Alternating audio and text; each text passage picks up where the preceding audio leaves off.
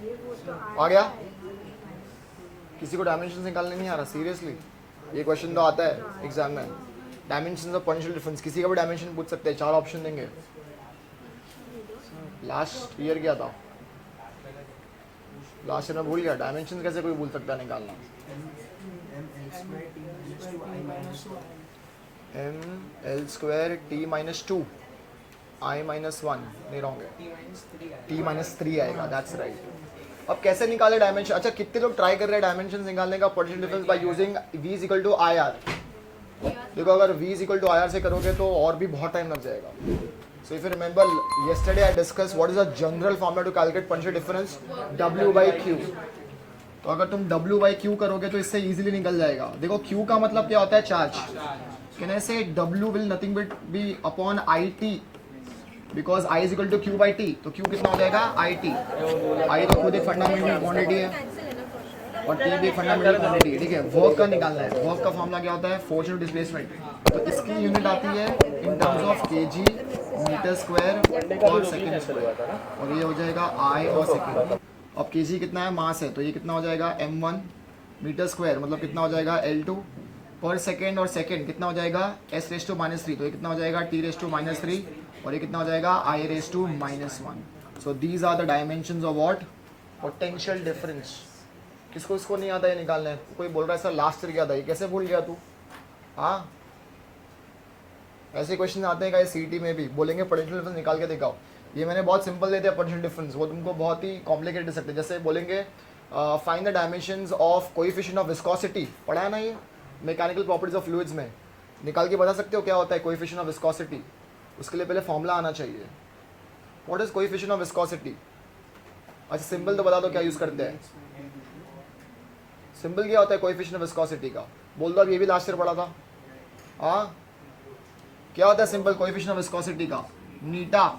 नीटा का फॉर्मूला क्या होता है? विस्कस फोर्स अपॉन एरिया, और क्या होता है? Dv by dx. Dv by dx को क्या बोलते हैं हम लोग? Velocity gradient. आप निकाल सकते हो उसका डायमेंशंस? दिखा दो निकाल के क्या होगा डायमेंशंस कोएफिशिएंट ऑफ विस्कोसिटी का। गाइस ये सब आना चाहिए अभी, ऐसे क्वेश्चन ही आते हैं कितनी बार 4 मार्क के लिए।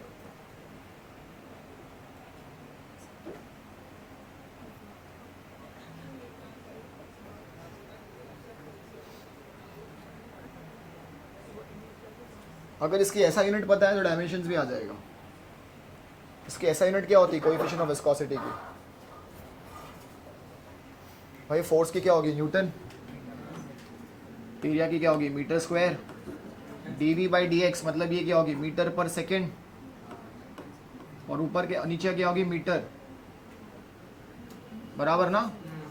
तो भाई मीटर मीटर कैंसिल हो गया, तो क्या आ गए? न्यूटन पर मीटर स्क्वायर पर सेकेंड। यस और नो? पर सेकेंड को हम ऐसा काम करते हैं, यहाँ पे लिखते हैं ऐसे। दिख नहीं रहा है?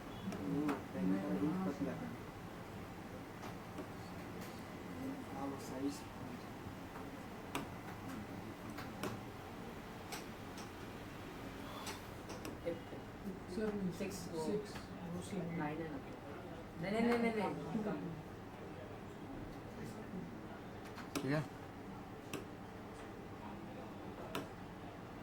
तो dv by d x is metre पर सेकेंड ना, तो ये पर सेकेंड और ये भी क्या है?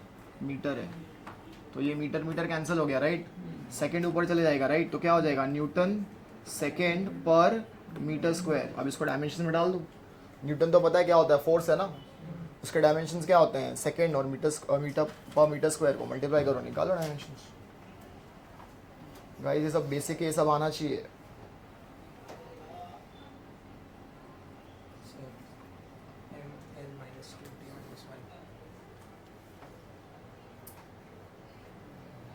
न्यूटन की तो हो गई केजी मीटर पर सेकेंड स्क्वायर, तो ये हो गया m1 और हो गया l1, तो l माइनस वन होगा।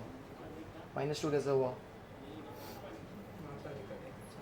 है ना, l माइनस वन होगा ना, l माइनस वन होगा। m raise to one, l minus one and t t minus one कैसे होगा? t रेस टू 1 होगा ना।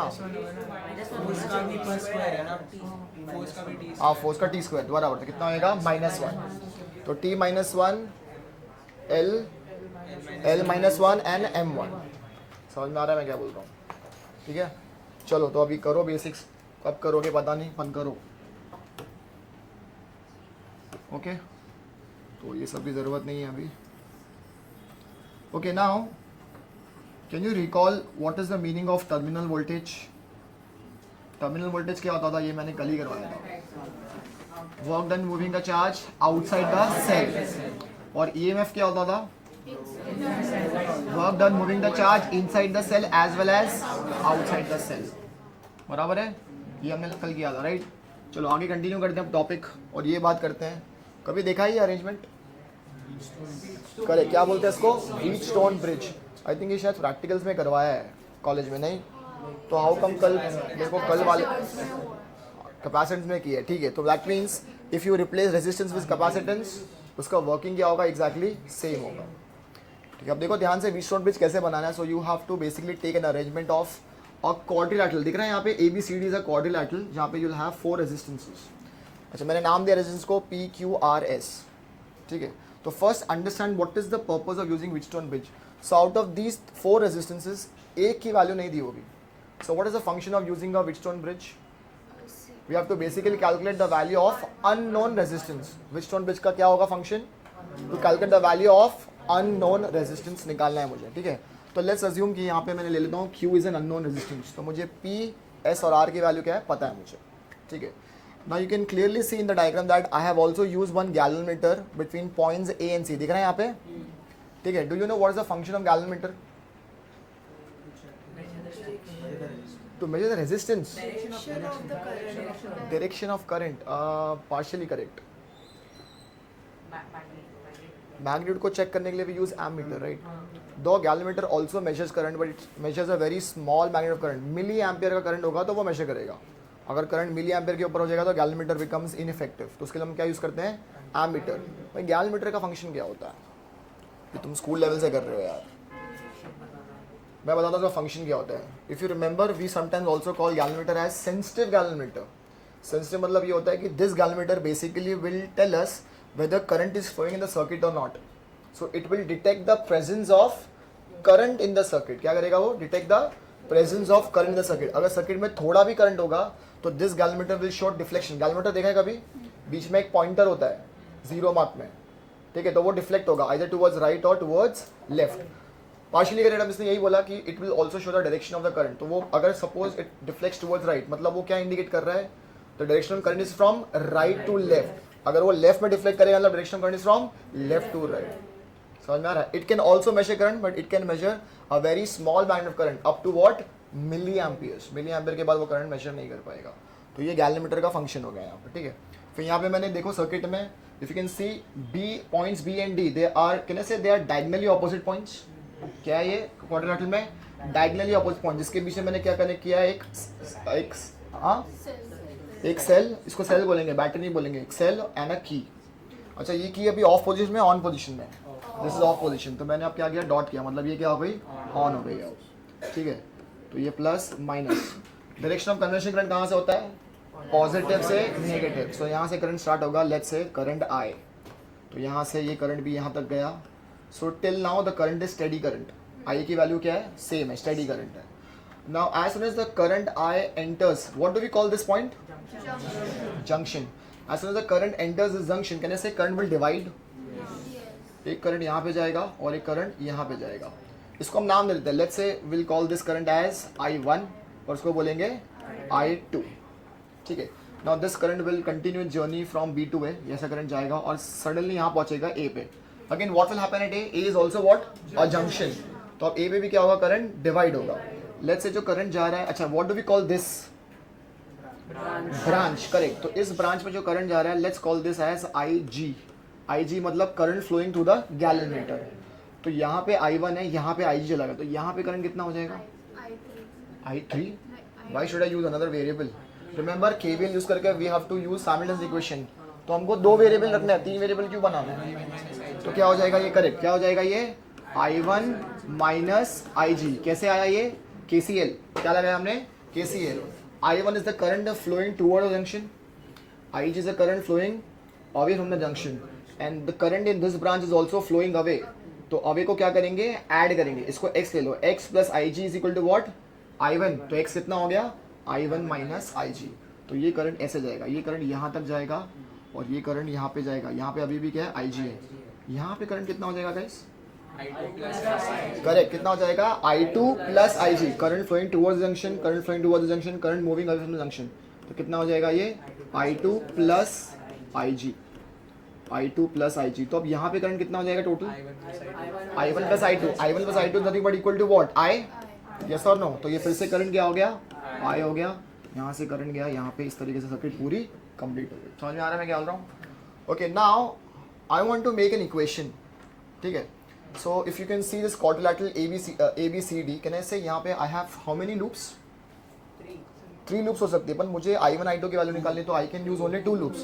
तो कौन सी लूप यूज करूंगा? ABCA, और दूसरी क्या यूज करूंगा? ACDA। इससे मुझे क्या मिल जाएंगे? 2 इक्वेशन मिल जाएंगे। समझ में आ रहा है मैं क्या बोल रहा हूँ? तो प्लीज पहले इसको नीटली बनाओ, व्हीटस्टोन ब्रिज। उसके बाद apply KVL on your own from ABCAB, और एक है ACDA। ये 2 लूप में लगाना है KVL। Start. Okay, students who are not able to still make an equation using KVL, just look at the board एक बार, ठीक है? So suppose if I trace this in clockwise direction, so you can see here direction of tracing of loop is clockwise and this is opposite, right? So this will become what? I2 into S. S is the resistance here. Then the direction of I1 in tracing of the loop is still same. This will become what? Minus I1P, and the tracing of the loop and direction of IG is still same. This will become what? Minus IG into capital G is equal to what? 0. समझ में आया अभी? अब second loop में लगाओ। Second loop में again I will trace this loop in clockwise direction only. So direction of IG and this is opposite. This will become IG into G plus. Then direction of I1 minus IG and tracing of loop is same. This will become minus I1 minus IG into Q, and then direction of I2 and IG is what? Opposite. So this will become plus I2 plus IG equal into R equal to 0. ये तुम्हारी 2 equation आ गई। समझ में आ रहा है मैं क्या बोल रहा हूँ? These are the 2 equations you will get. Okay, now by looking at this equation, don't you think it is little bit complex? बहुत सारे वेरिएबल्स है ना इसमें, I1, IG, I2, G। अब देखो व्हीटस्टोन ब्रिज अब कैसे काम करेगा वो देखते हैं, ठीक है? अच्छा, इसके पहले मैं एक चीज़ पूछता हूँ, क्योंकि लास्ट टाइम क्लास में जब मैं बताता हूँ दूसरे बच्चों को, लोगों को समझ नहीं आया था ये चीज़। मुझे बताओ, suppose you have a circuit like this, ठीक है? यहाँ पे 5 वोल्ट है, यहाँ पे 2 ओम का रेजिस्टेंस है, और यहाँ पे 5 वोल्ट है। Can you tell me what is the potential difference across 2 ohm in this case? What is the potential difference across 2 ohm in this case? 10 volt. हाँ, 5 volt पक्का? 5 volt? 5 volt होगा? 5 volt होगा? क्या होगा? जीरो होगा बेटा। 5 volt यहाँ पे है, 5 वोल्ट यहाँ पे है, करंट फ्लो कैसे होगा? करंट का फ्लो होता है when there is a potential difference। यहाँ पे पोटेंशियल डिफरेंस ही नहीं है, यहाँ पे सेम है पोटेंशियल। इसको हम लोग क्या बोलते हैं? Equi potential. पढ़ा होगा इलेक्ट्रोस्टैटिक्स में। अगर पोटेंशियल ही सेम है तो यहाँ पे करंट कितना होगा भाई? 0 होगा। अब अगर करंट ही 0 तो पोटेंशियल डिफरेंस इसके अक्रॉस कितना होगा भाई? 0 होगा। समझ आ रहा है मैं क्या बोल रहा हूँ? ठीक है, तो करंट कब फ्लो नहीं होता है? When you have a same potential difference. दोनों साइड अगर पोटेंशियल सेम होगा तो पोटेंशियल करंट की वैल्यू क्या होगी? 0। बस अब हमको यही याद रखना है, ठीक है? यहाँ पे भी। Now just look at this figure. Now I will keep changing the value of P, S and R because Q is unknown resistance. इसकी तो वैल्यू निकालनी है हमको, तो इसको तो मैं चेंज नहीं करूँगा। I will keep changing the value of P, S, R till the potential at point A and potential at point C becomes what? Exactly same. जैसे potential at point A and potential at point C becomes equal, can I say current flowing in this branch will become 0? Yes or no? Yes. यहाँ का potential यहाँ का potential same हो गया, तो यहाँ पे करंट क्या हो गया, जीरो हो गया. When you get this condition when there is no current flowing through this branch, we call this condition as balance condition. क्या बोलेंगे इसको? This is called balance condition of a Wheatstone bridge. ये जरूरी है, Q की value को निकालने के लिए ये करना जरूरी है. समझ में आ रहा है मैं क्या बोल रहा हूँ? तो you will keep changing the value of resistance of P, S and R till the potential at point A and point C should become what? Same. Potential at point A, point C क्या हो जाएगा? Same. Then the current flowing in this branch will become what? Zero. तो IG की value क्या हो जाएगी? Zero. इसको हम लोग क्या बोलते हैं? Balance condition. ठीक है, इसको क्या बोलेंगे? बैलेंस कंडीशन बोलेंगे. ठीक है, इसको मैं एक बार इरेज कर देता हूँ.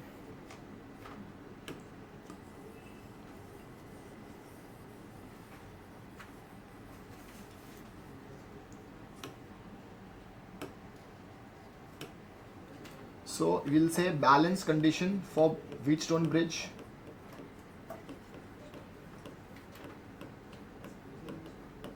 So in that case कहने से IG will become what? Equal to zero. ये zero हो जाएगी. Now what you do is you have two equations. Just put the value of IG in both the equations और निकालो क्या आता है. अब equation कैसे बन रहा है? Put the value of IG equal to zero in these two equations now.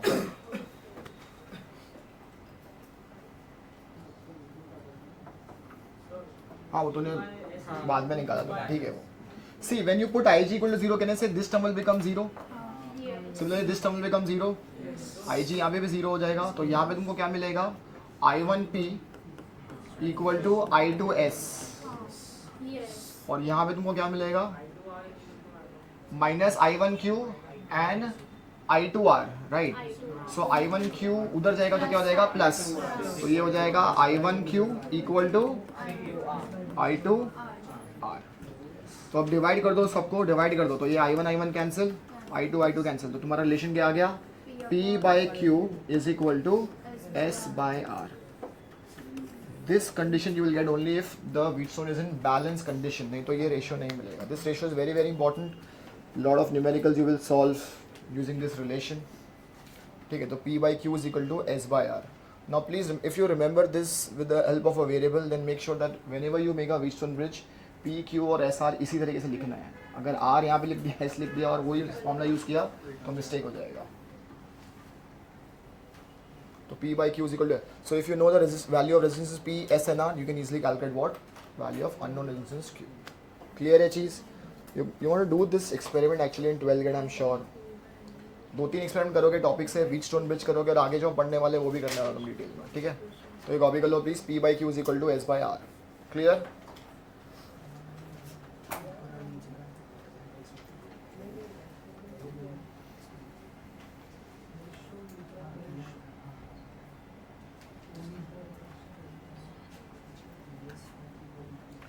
Okay done. चलो अब आगे देखते थोड़ा सा. Will see the application of Wheatstone bridge. अब Wheatstone bridge कहाँ यूज़ करते हैं वो समझते हैं पहले. Wheatstone bridge has a wide use. It is also use in metre bridge जो हम लोग करने वाले हैं अभी, ठीक है. बहुत जगह पे यूज़ करने वाले हैं, वो देखते हैं अभी करके. सब लोगों ने बना लिया ये. इसको इरेज कर देता हूँ पूरा. हाँ हाथ से हो जाएगा यार. ऑन करो ना यार, खत्म. एक टेंशन है, ठीक है. चलो अब एक बार अपन डायग्राम देखते हैं एक बार. हाँ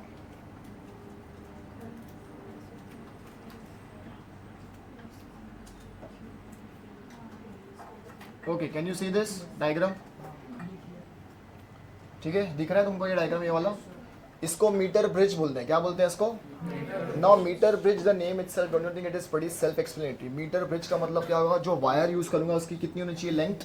1 मीटर. कितना होना चाहिए? 1 मीटर मीन्स 0 से 100 सेंटीमीटर होगी, ठीक है. So let's see the construction first. Of course you will do this experiment also in college. ये इनफैक्ट प्रैक्टिकल्स में भी आता है. तो अगर 30 मार्क्स का प्रैक्टिकल होगा तो ये आता है एग्जाम में, कितनी बार बोर्ड एग्जाम में, ठीक है.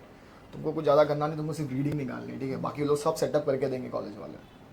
देखो अभी कैसा होगा कंस्ट्रक्शन, कैसा होगा. अगर तुम ध्यान से देखोगे, ऑब्जर्व करोगे, you will see that you have a wire. क्या नाम दिया इसका वायर का? ए बी करके वायर का नाम दिया. क्या दिया है? Wire A B. A B is the length of the wire और नेम ऑफ द वायर. और उसके नीचे यू विल सी वहाँ पे कैलिब्रेटेड स्केल रखी हुई. कैन यू सी यहाँ पे? वो स्केल भी कितनी है? 100 सेंटीमीटर की. कितनी है? 100 सेंटीमीटर की.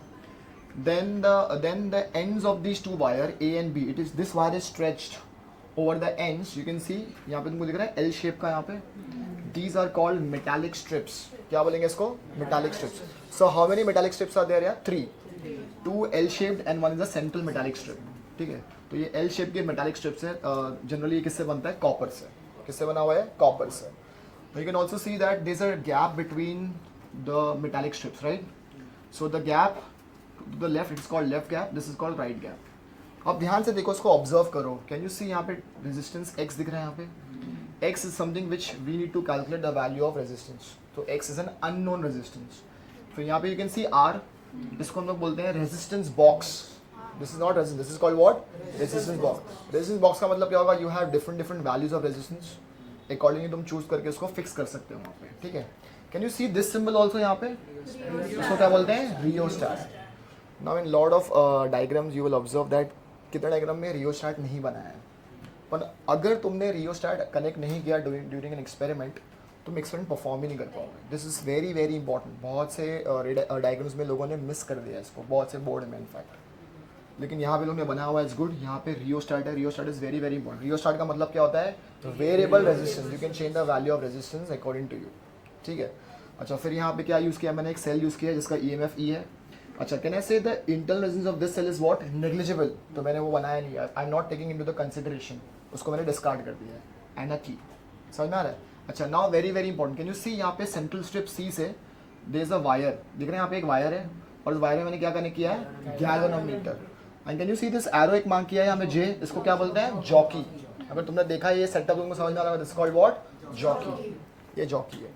So this is the construction you should remember. अच्छा, very very important condition now while doing this experiment. You have to first make sure that this wire is of uniform cross section. क्या होना चाहिए इसका wire का? Uniform cross section. इसका मतलब क्या होगा? What is the meaning of word uniform cross section? मतलब सबका एरिया क्रॉस सेक्शन क्या होना चाहिए? सेम होना चाहिए. ऐसा नहीं कि कहीं पे मोटा कहीं पे पतला. एग्जैक्टली सेम होना चाहिए. ऐसा क्यों रख रहे हैं हम लोग? ऐसा क्यों रख रहे हैं हम लोग? ताकि रेजिस्टेंस क्या हो जाए? सेम हो जाए. क्योंकि resistance depends on area of cross section. तो वो चेंज होना चाहिए. अच्छा, one more thing, we have to also make sure that the temperature of this wire does not change. Temperature भी चेंज होना चाहिए, क्योंकि रेजिस्टेंस भी क्या हो जाएगा? चेंज हो जाएगा. क्योंकि करंट फ्लो होगा, राइट? अच्छा, we know whenever current flows through the wire क्या होता है? Heat energy is produced. कैसे निकालते हैं हीट एनर्जी? वो फॉर्मूला क्या होता है? ये तुमने स्कूल लेवल से पढ़ा हुआ है. क्या फॉर्मूला होता है? I² RT. याद आ रहा है? Joules law of heating. ये SSC वालों में पढ़ा हुआ है. क्या फॉर्मूला होता है? I² RT. तो उससे हीट एनर्जी प्रोड्यूस होगी. हीट एनर्जी प्रोड्यूस होगी मतलब टेम्परेचर क्या होगा? इंक्रीज होगा. तो रेजिस्टेंस क्या होगा? चेंज होगा. तो अब कैसे इसको हम लोग मिनिमाइज कर सकते हैं इसको? क्योंकि ये अगर वायर कॉपर का है सपोज, तो इसमें अगर करंट फ्लो होगा तो they will be change in temperature. थोड़ा टेम्परेचर तो चेंज होगा if current flows for a longer period of time. तो अब इसको मिनिमाइज कैसे कर सकते हैं? तो कहने से I have to find a material whose resistance practically does not change with the change in temperature. ऐसा कोई मटेरियल होता है क्या? ऐसा कोई मटेरियल है जिसका resistance practically remains constant even with the change in temperature? Tungsten बेटा कैसे होगा? टंगस्टन का तो मेल्टिंग पॉइंट हाई होता है. क्या होता है? ये पढ़ा है तुम लोगों ने? It's an alloy. बेसिकली क्या है वो? एक एलॉय है. Alloy of what? Constant tan and manganin. याद आ रहा है किसी को? ये याद रखो दो words, constant tan and manganin. ये दो ऐसे एलॉयज है जिसका टेम्परेचर के साथ रेजिस्टेंस बिल्कुल भी चेंज नहीं होगा. सो मेक श्योर अगर तुम्हारा बजट ज़्यादा अच्छा है तो तुम वो वायर बना सकते हो उस चीज़ का. ठीक है, ये हमको चीज़ें याद रखनी है. तो ये सा कंस्ट्रक्शन हो गया. अच्छा, वर्किंग इट्स प्रीटी ईजी. देखो वर्किंग कैसे काम करेगा वो देखते हैं पहले. ठीक है, अच्छा नाउ दिस जॉकी, ये जो जॉकी है, पहले हमको चेक करना है whether this circuit is useful for us to perform this experiment. पहले हमको वो भी चेक करना पड़ेगा. कैसे चेक करेंगे वो? तो initially galvanometer shows what? No deflection. Galvanometer में कोई भी डिफ्लेक्शन नहीं है. This no deflection the galvanometer पहले. ठीक है, अच्छा अब मैं क्या करूँगा? की को ऑन करूँगा तो क्या होगा? यहाँ से करंट फ्लो होगा, पॉजिटिव टर्मिनल से करंट फ्लो होगा. ठीक है, पहले कहाँ जाएगा? ये वायर AB में जाएगा. उसके बाद ये वायर कहाँ जाएगा? ये मेटालिक स्ट्रिप पे भी जाएगा, राइट? मेटालिक स्ट्रिप पे जाएगा, फिर यहाँ से जाएगा इस तरीके से unknown resistance and goes on. ये पूरा सर्किट इस तरीके से कंप्लीट हो जाएगी. ठीक है, now you have to first check, take the jockey and tap it at point A. पहले क्या करोगे? यहाँ पे पॉइंट A पे टैप करोगे. You will observe that the deflection will be maybe towards what? Extreme right. कहाँ पे जा रहा है वो? राइट पे जा रहा है. ये तुम एक्सपेरिमेंट के टाइम में तुमको परफॉर्म करना पड़ेगा. Then you take that jockey again, then tap it at end B. कहाँ पे करोगे? B पे. Make sure the deflection will be always opposite to the deflection what we observed in point A. अगर point A में suppose right में रहता तो यहाँ पे डिफ्लेक्शन आना चाहिए लेफ्ट। ये जाना ही चाहिए, मैंडेटरी। अगर ये नहीं हो रहा है then this circuit is not useful. अब कैसे करोगे फिर? छोड़ दोगे एक्सपेरिमेंट करना? सर को लगे सर ये तो हो ही नहीं रहा, मैं जा रहा हूँ घर। अब तुमको दिमाग यूज़ करना पड़ेगा। अब उसको पता है कहाँ यूज़ करेंगे? ये rheostat. Now change the value of resistance such a way that this happens. क्योंकि कितनी बार ऐसा होता है कि सर्किट में when you tap at point A एक ही डिफ्लेक्शन आ रहा है, पॉइंट बी में डिफ्लेक्ट करोगे तब भी क्या आएगा? डिफ्लेक्शन सेम जगह पे आएगा। तो ये सर्किट अब यूजफुल नहीं है। तो तुमको उसको यूजफुल बनाना पड़ेगा by changing the value of what? Resistance. Resistance rheostat में चेंज करोगे तो make sure that when you change the value of resistance in rheostat the deflection at point A and point B should be what? Opposite. दोनों में क्या होना चाहिए? Opposite होना चाहिए। ठीक है, ये तुम्हारा सबसे पहला स्टेप है। एक बार ये हो गया then you will perform experiment. अब देखो कैसे करोगे तुम। पॉइंट ए में लेट्स से राइट पर डिफ्लेक्ट हो रहा है और पॉइंट बी में कहाँ डिफ्लेक्ट हो रहा है? लेफ्ट में हो रहा है। मैं एक रैंडम ले रहा हूँ, ठीक है। So now I will tap this jockey at various points on this wire A B, और मैं जब तक टैप करूंगा till the galvanometer shows no deflection. Galvanometer क्या दिखाएगा? गैलमीटर शोज जीरो डिफ्लेक्शन, मतलब उसमें करंट फ्लो हो रहा है क्या? करंट फ्लो नहीं हो रहा है। लेकिन क्या ये सर्किट में करंट फ्लो हो रहा है? हाँ, सर्किट में करंट फ्लो हो रहा है, लेकिन इस ब्रांच में करंट फ्लो नहीं होना चाहिए। अच्छा, if the current does not flow at this branch, ये कंडीशन कब होगी? When the potential at point C, और जो भी पॉइंट मैंने टैप किया वहां पे क्या होना चाहिए? पोटेंशियल सेम हो जाना चाहिए। तब तक मुझे उसको जॉकी को टैप करते रहना पड़ेगा different different places on the wire A B. Let's say मैंने टैप करके एक पॉइंट निकाल लिया, उस पॉइंट को हम लोग बोलते हैं बैलेंस पॉइंट। क्या बोलेंगे इसको? या उसको और टेक्निकल टर्म में बोलेंगे इसको नल पॉइंट। क्या बोलेंगे इसको?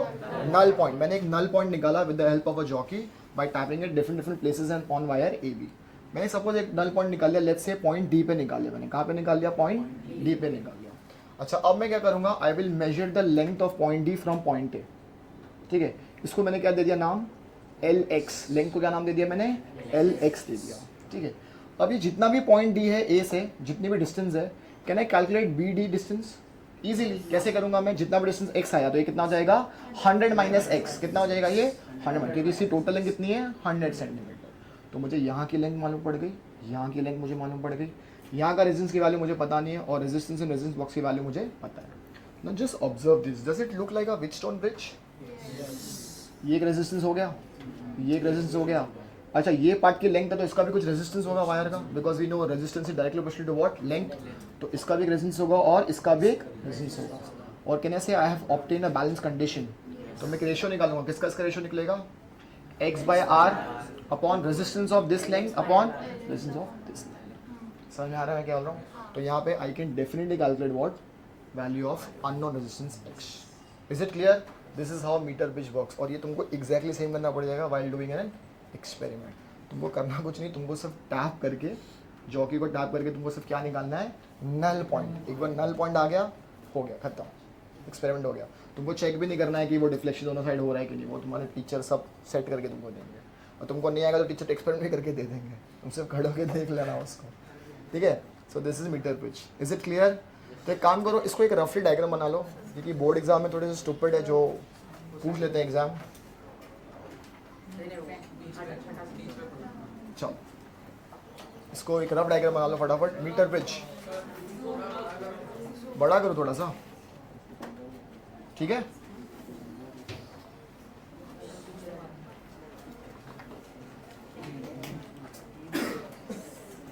और rough diagram, and if possible can you right construction also on your own. जो मैंने बताया बस उसको वर्ड्स में लिखना है। 3 metallic strips, 2 L shape, 1 central।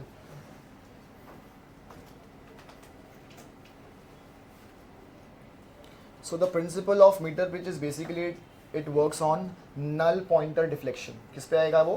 Null pointer deflection is the principle of meter bridge.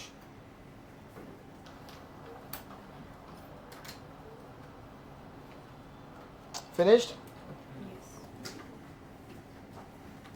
अब देखो ध्यान से, अपना बैलेंस कंडीशन में क्या आया था? x upon R is equal to what? Lx upon LR। ये आया था ना अपना, ये अपनी आई थी बैलेंस कंडीशन में, ठीक है। अच्छा, but I don't know the value of resistance ना, मुझे रेजिस्टेंस की वैल्यू पता नहीं, तो मैं रेजिस्टेंस की वैल्यू निकाल सकता हूँ क्या? कैसे कैसे निकालूंगा रेजिस्टेंस की वैल्यू ऑफ Lx की? Lx जो पार्ट लेंथ है वायर का, उसका रेजिस्टेंस कैसे निकालूंगा?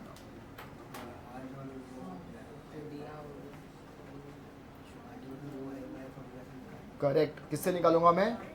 तो एक्चुअली ये फॉर्मूला ओरिजिनल फॉर्मूला नहीं है, ये फॉर्मूला बाद में आएगा, समझ में आ रहा है? ये फॉर्मूला बाद में आएगा। ये पहले कैसे फॉर्मूला आएगा? ये पहले तुम्हारा आएगा फॉर्मूला, पहले तुम्हारा फॉर्मूला आएगा resistance of part A D upon resistance of part B D. क्या था? हाँ, बी डी, ये तुम्हारा आना चाहिए बैलेंस कंडीशन में। अच्छा, अब रेजिस्टेंस का फॉर्मूला क्या होता है? Resistance equal to what? Rho into L by A. तो यहाँ पे यूज करूंगा मैं rho into L x upon A, area of section, और नीचे भी क्या आएगा? Same, rho into L R upon A. Uniform cross section है तो ए कैंसिल हो गया, मटेरियल चेंज नहीं हो रहा वायर का, तो रेजिस्टिविटी भी क्या हो गई? कैंसिल हो गई। तो तुम्हारा अब रिलेशन क्या आ जाएगा? X by R is equal to what? L x upon L R. L R की वैल्यू कितनी होगी? 100 माइनस एल एक्स। इस तरीके से तुम एक्स की वैल्यू को निकाल सकते हो, क्योंकि आर की वैल्यू पता है, ये हमने ऑलरेडी मेजर कर लिया है, ये वैल्यू अपने आप आ जाएगी। तो ये कॉपी कर लो प्लीज वर्किंग में, this is important to understand. हम इसका निकालेंगे रेशियो पहले, resistance of part A D and resistance of part B D. ये मल्टीप्लिकेशन है,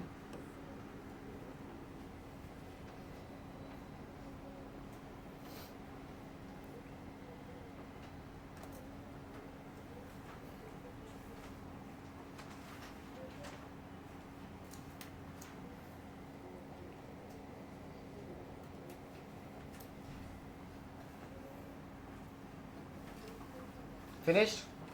Okay. Now let's have an application of meter bridge, मतलब Wheatstone bridge है actually, उसका एप्लीकेशन देखते हैं एक बार, ठीक है?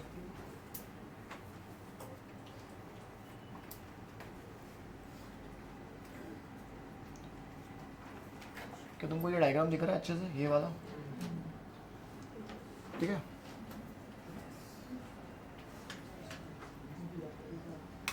दिख रहा है? सब लोगों को पीछे वालों को दिख रहा है ये?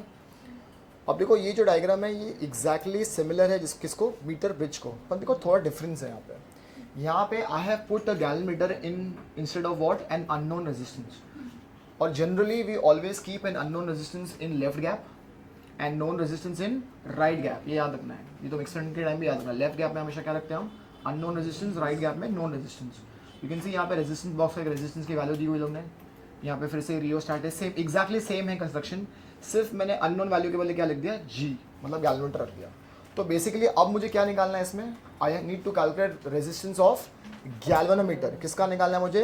गैल्वेनोमीटर का निकालना है। अब ये कैसे काम करेगा? और ये उसको उठा रहे बाबा, ये तो सो ही गया भाई। हाँ, नींद आ रही है? अरे जा मुंह में पानी मार के आ जा। क्या? नहीं, जा मुंह में पानी मार के आओ। कैसे निकालेंगे हम इसका रेजिस्टेंस गैल्वेनोमीटर का? कैसे वर्क करेगा? अभी केल्विन मेथड भी दिखाया होगा शायद कॉलेज में, ये दिखाया था ना, क्योंकि मेरे को लास्ट बैच वाले बोलते कि सर ये दिखाया था, दिखा के छोड़ दिया हम लोग को। ऐसा सर जवाब देते, बोलता हूँ कुछ बताया नहीं, सिर्फ कनेक्शन करके छोड़ दिया हम लोगों को। No wonder. कैसे काम करेगा? अब थोड़ा लॉजिक लगाओ इसमें, कैसे ये गैल्वेनोमीटर का रेजिस्टेंस निकालना है यहाँ पे। अब यहाँ पे गैल्वेनोमीटर है ही नहीं, तो नल पॉइंटर कैसे आएगा? देखो नल पॉइंटर इसमें आ सकता है क्या?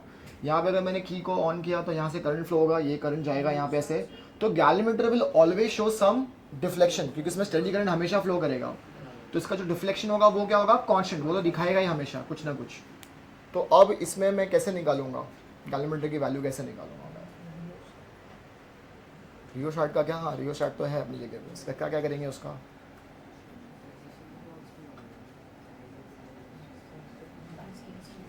देखो उसका स्टेप 1 वही है, सेम एग्जैक्टली। फिर से क्या करोगे? जॉकी को लोगे, टैप करोगे पॉइंट ए पे, डिफ्लेक्शन जहाँ पे दिखा रहा है अभी, लेट्स से उसके राइट गया थोड़ा सा, कहाँ गया? थोड़ा राइट गया।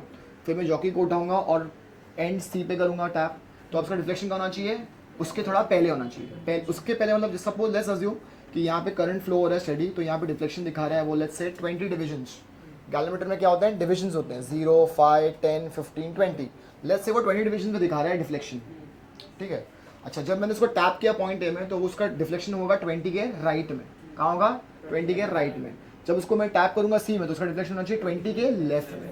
अगर ऐसा हो रहा है तो सर्किट परफेक्ट है, हम लोग परफॉर्म कर सकते हैं एक्सपेरिमेंट। लेकिन अगर ऐसा नहीं होगा तो क्या करेंगे हम, रियोशार्ट की वैल्यू से चेंज करेंगे रेजिस्टेंस, और कब तक करेंगे, तब तक डिफ्लेक्शन ऑपोजिट ना हो जाए। ये तो करना ही है पहले। अच्छा अब क्या करेंगे हम, ये तो हो गया फर्स्ट स्टेप। अब कैसे निकालेंगे इसकी वैल्यू, कैसे निकालेंगे इसकी value? Do you think it will work on null point deflection? पर इसमें नल पॉइंट तो आ ही नहीं सकता हो, क्योंकि इसमें करंट कंटिन्यूसली फ्लो हो रहा है, तो ये 20 डिविजन्स में दिखाएगा डिफ्लेक्शन, तो ये जीरो पे तो आना ही नहीं वाला है।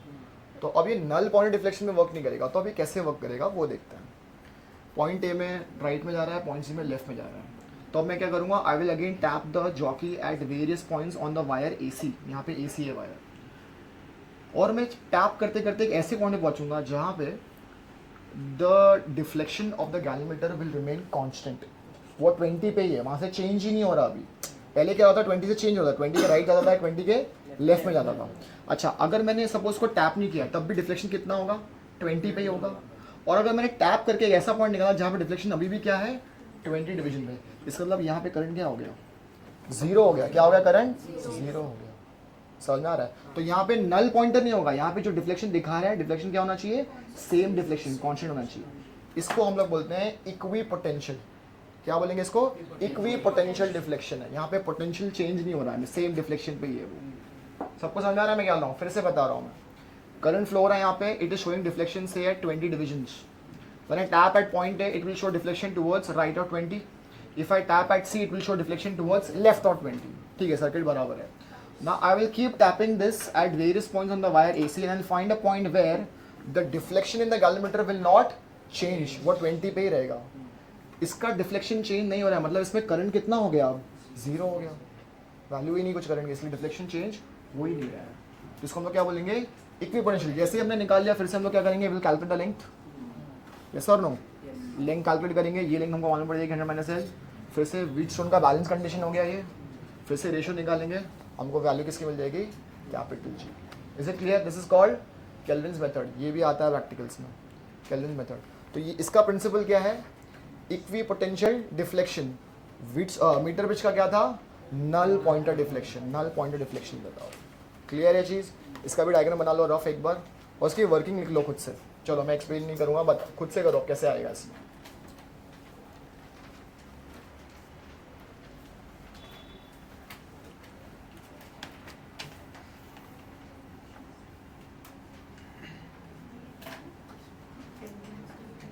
Kelvin's method.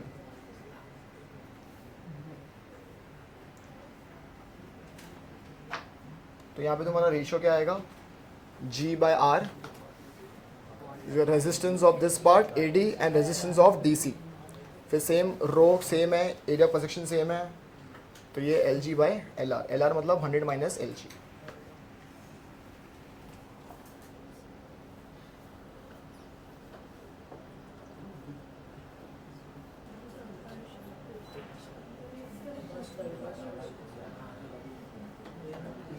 So you guys have practicals of physics, chemistry and math का भी होता है ना? तुम लोगों ने CS लिया वोकेशनल में?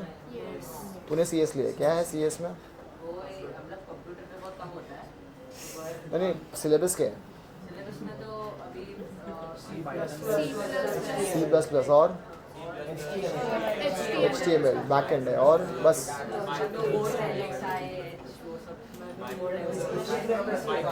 माइक्रो प्रोसेसर है 8085 8086।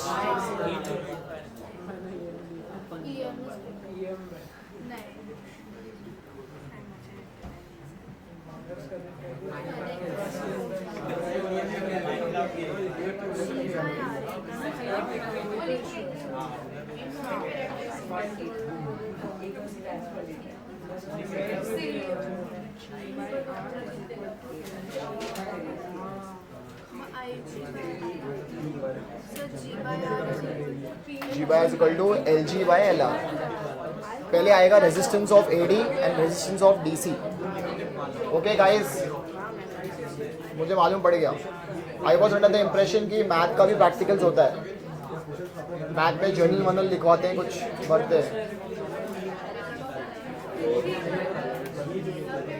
ओके, सो नाउ सब लोग को पता है ना क्या करना है अभी 12th में। तो 12 में everybody needs to get at least 75%, ये पता है कि नहीं सब लोग को, otherwise you guys are not eligible for JEE, right. अब 75 लाने के लिए तुमको अगर प्रैक्टिकल सपोज 30 मार्क्स का है तो मैं काउंट करके चलो तुमको 30 तो आएगा, उसमें आना ही चाहिए 30 उसमें। अगर उसमें एक बार 30 आएगा तो फिर तुमको थ्योरी में कितना लाना है, 70 में से 45, उतना ला सकते हो। अभी सब लोग हाँ बोल रहे हैं, बहुत लोग अटकते हैं इसमें भी। 74% आता है, फिर क्या करना पड़ता है, इम्प्रूवमेंट एग्जाम, और उसमें इम्प्रूवमेंट के बदले और आदमी डिमोट हो जाता है पीछे। तो इसलिए बोल रहा हूँ मैं, थोड़ा इस पर भी ध्यान दो, इंपॉर्टेंट है। तो 75% लाना है सब लोगों को JEE में बैठने के लिए। इनफैक्ट CET की भी लिए कुछ तो है, 45 60 फॉर नीट इट इज 60%, ये मुझे पता है, नीट के लिए 60 है। अच्छा, लड़कियों के लिए 50 कर दिया है क्योंकि 60 था लास्ट ईयर, 45 50। अच्छा, कैटेगरी जनरल कैटेगरी और इसके लिए, पर मुझे इतना मालूम है ओपन कैटेगरी के लिए JEE में 75 चाहिए, इसमें तो कोई भी रेस्पाइट नहीं है। तो प्रैक्टिकल इज योर एम, 30 में से 30 लाना है उसमें कैसे भी करके। चलो डन, ये हो गया ये। चलो आगे बढ़ते हैं अब।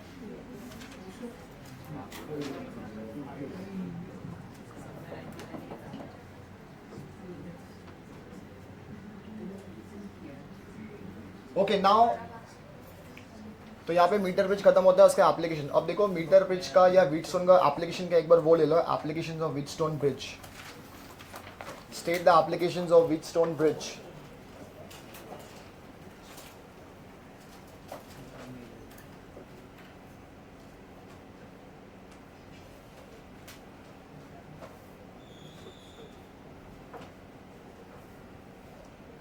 देखो उसमें पहला, it is used to measure the value of unknown resistance. It is used to measure the value of unknown resistance.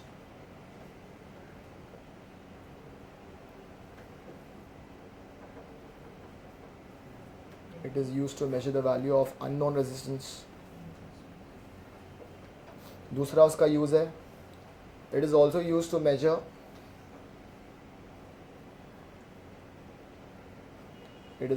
to measure small resistances.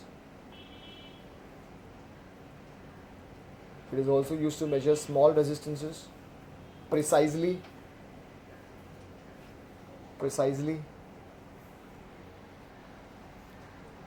और एक यूज ले लो उसका, it is used to measure resistance of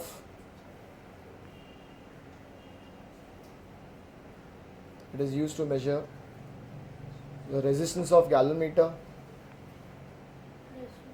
It is used to measure the resistance of galvanometer, comma capacitance. तुमने किया होगा capacitance में bridge, Wheatstone bridge network ना, resistance को रिप्लेस कर दो कैपेसिटेंस है, तो उसमें कैपेसिटेंस निकाल सकते हो, कॉमा इंडक्टेंस।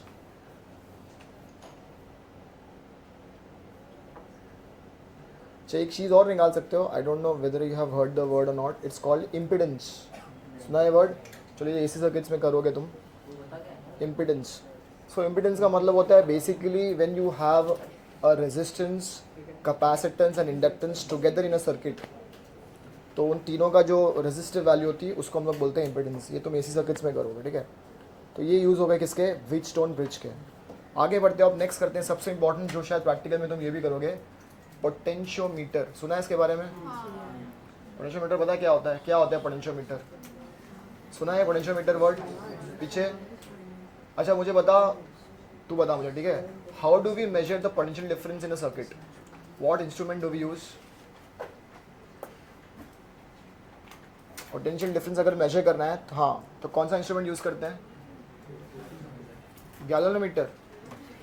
ये तो एडवांस हो गया यार, बहुत आगे चला गया ये करेंगे हम। अच्छा रियोस्टैट, अच्छा rheostat is used to measure potential difference. Okay, तो करंट को मेजर करने के लिए क्या यूज करते हैं हम लोग?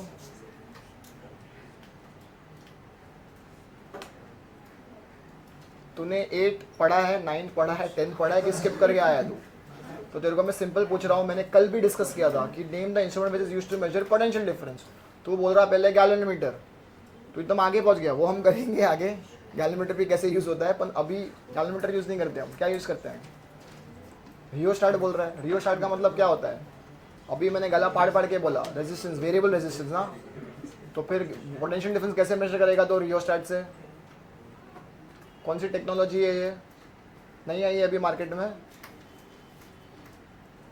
क्या यूज करते हैं हम लोग? दोनों मुझे सिर्फ देख रहे खड़े होके क्या हो रहा है यहाँ पे, कुछ समझ में आ रहा है मैं जो बोल रहा हूँ? क्या यूज करते हैं हम लोग? What instrument do we use? हाँ, ammeter is used to measure potential difference. नहीं, पोटेंशियल डिफरेंस के लिए क्या यूज करते हैं? क्या यूज करते हैं? Volt meter. करेक्ट। क्या यूज करते हैं? Volt meter. ये भी देखा होगा कॉलेज में, प्रैक्टिकल में दिखाया होगा वोल्ट मीटर कैसा होता है। गोल्ड कलर का डब्बा होता है, उसके दो टर्मिनल्स होते हैं ना, एक पॉजिटिव को लगाते हैं और एक नेगेटिव को लगाते हैं, तो वो क्या मेजर करता है? Potential difference. पर देखो प्रॉब्लम ये है कि whenever you calculate potential difference with the help of voltmeter, obviously you will get the reading, but that reading is not an accurate reading. Reading क्या है? वो accurate नहीं है। Now obviously when scientists perform some experiments, उन लोगों को क्या चाहिए? एकदम precise reading चाहिए, तो voltmeter fails in that. तो अब क्या यूज़ करेंगे हम लोग? If I want to measure very accurately the potential difference, तो उसके लिए हम लोग क्या यूज़ करेंगे? पोटेंशियोमीटर। क्या बोलेंगे इसको? सबसे याद रहेगा तेरे को, what instrument do we use to calculate to measure potential difference? Answer क्या आएगा? Volt meter. समझ में आ रहा है? अब देखो वोल्ट मीटर में एक्यूरेट रीडिंग क्यों नहीं आती, पहले वो भी समझ लेते हैं, ठीक है? तो सपोज मेरे पास एक सर्किट है जिसमें वैल्यू है 2 ओम। यहाँ से मैंने एक सिंपल सर्किट बनाई है, लेट्स से यहाँ पे 2 ओम है और यहाँ पे करंट लेट्स से हो रहा है 1.5 एम्पियर का। तो जब ये करंट 1.5 एम्पियर में से जाएगा तो इसके अक्रॉस पोटेंशियल डिफरेंस कितना होना चाहिए? इसके अक्रॉस पोटेंशियल डिफरेंस कितना होना चाहिए? V is equal to I R ना, आई की वैल्यू 1.5, रेजिस्टेंस 2, कितना हो गया? 3 वोल्ट। कितना आना चाहिए इसका आंसर? 3 वोल्ट आना चाहिए, प्रिसाइजली 3 वोल्ट आना चाहिए, ठीक है? बट सपोज इफ आई, यहाँ पे अगर मैंने सपोज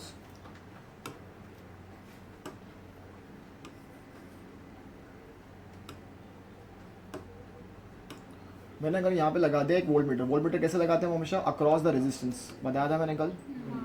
तो अब ये करंट जब जाएगा 1.5 एम्पियर का, तो करंट यहाँ से, डोंट यू थिंक यहाँ से डिवाइड होगा करंट? क्योंकि ये क्या बन गया? जंक्शन बन गया। क्योंकि voltmeter also will have some resistance, इसका खुद का भी कुछ रेजिस्टेंस होगा, जीरो रेजिस्टेंस तो नहीं हो सकता इसका। तो यहाँ पे जो करंट जाएगा, ये करंट क्या होगा? डिवाइड होगा। तो अब ये पूरा 1.5 एम्पियर जा रहा है क्या इसमें? थोड़ा वैल्यू क्या हो गया? कम हो गया, क्योंकि थोड़ा करंट इसमें चला गया।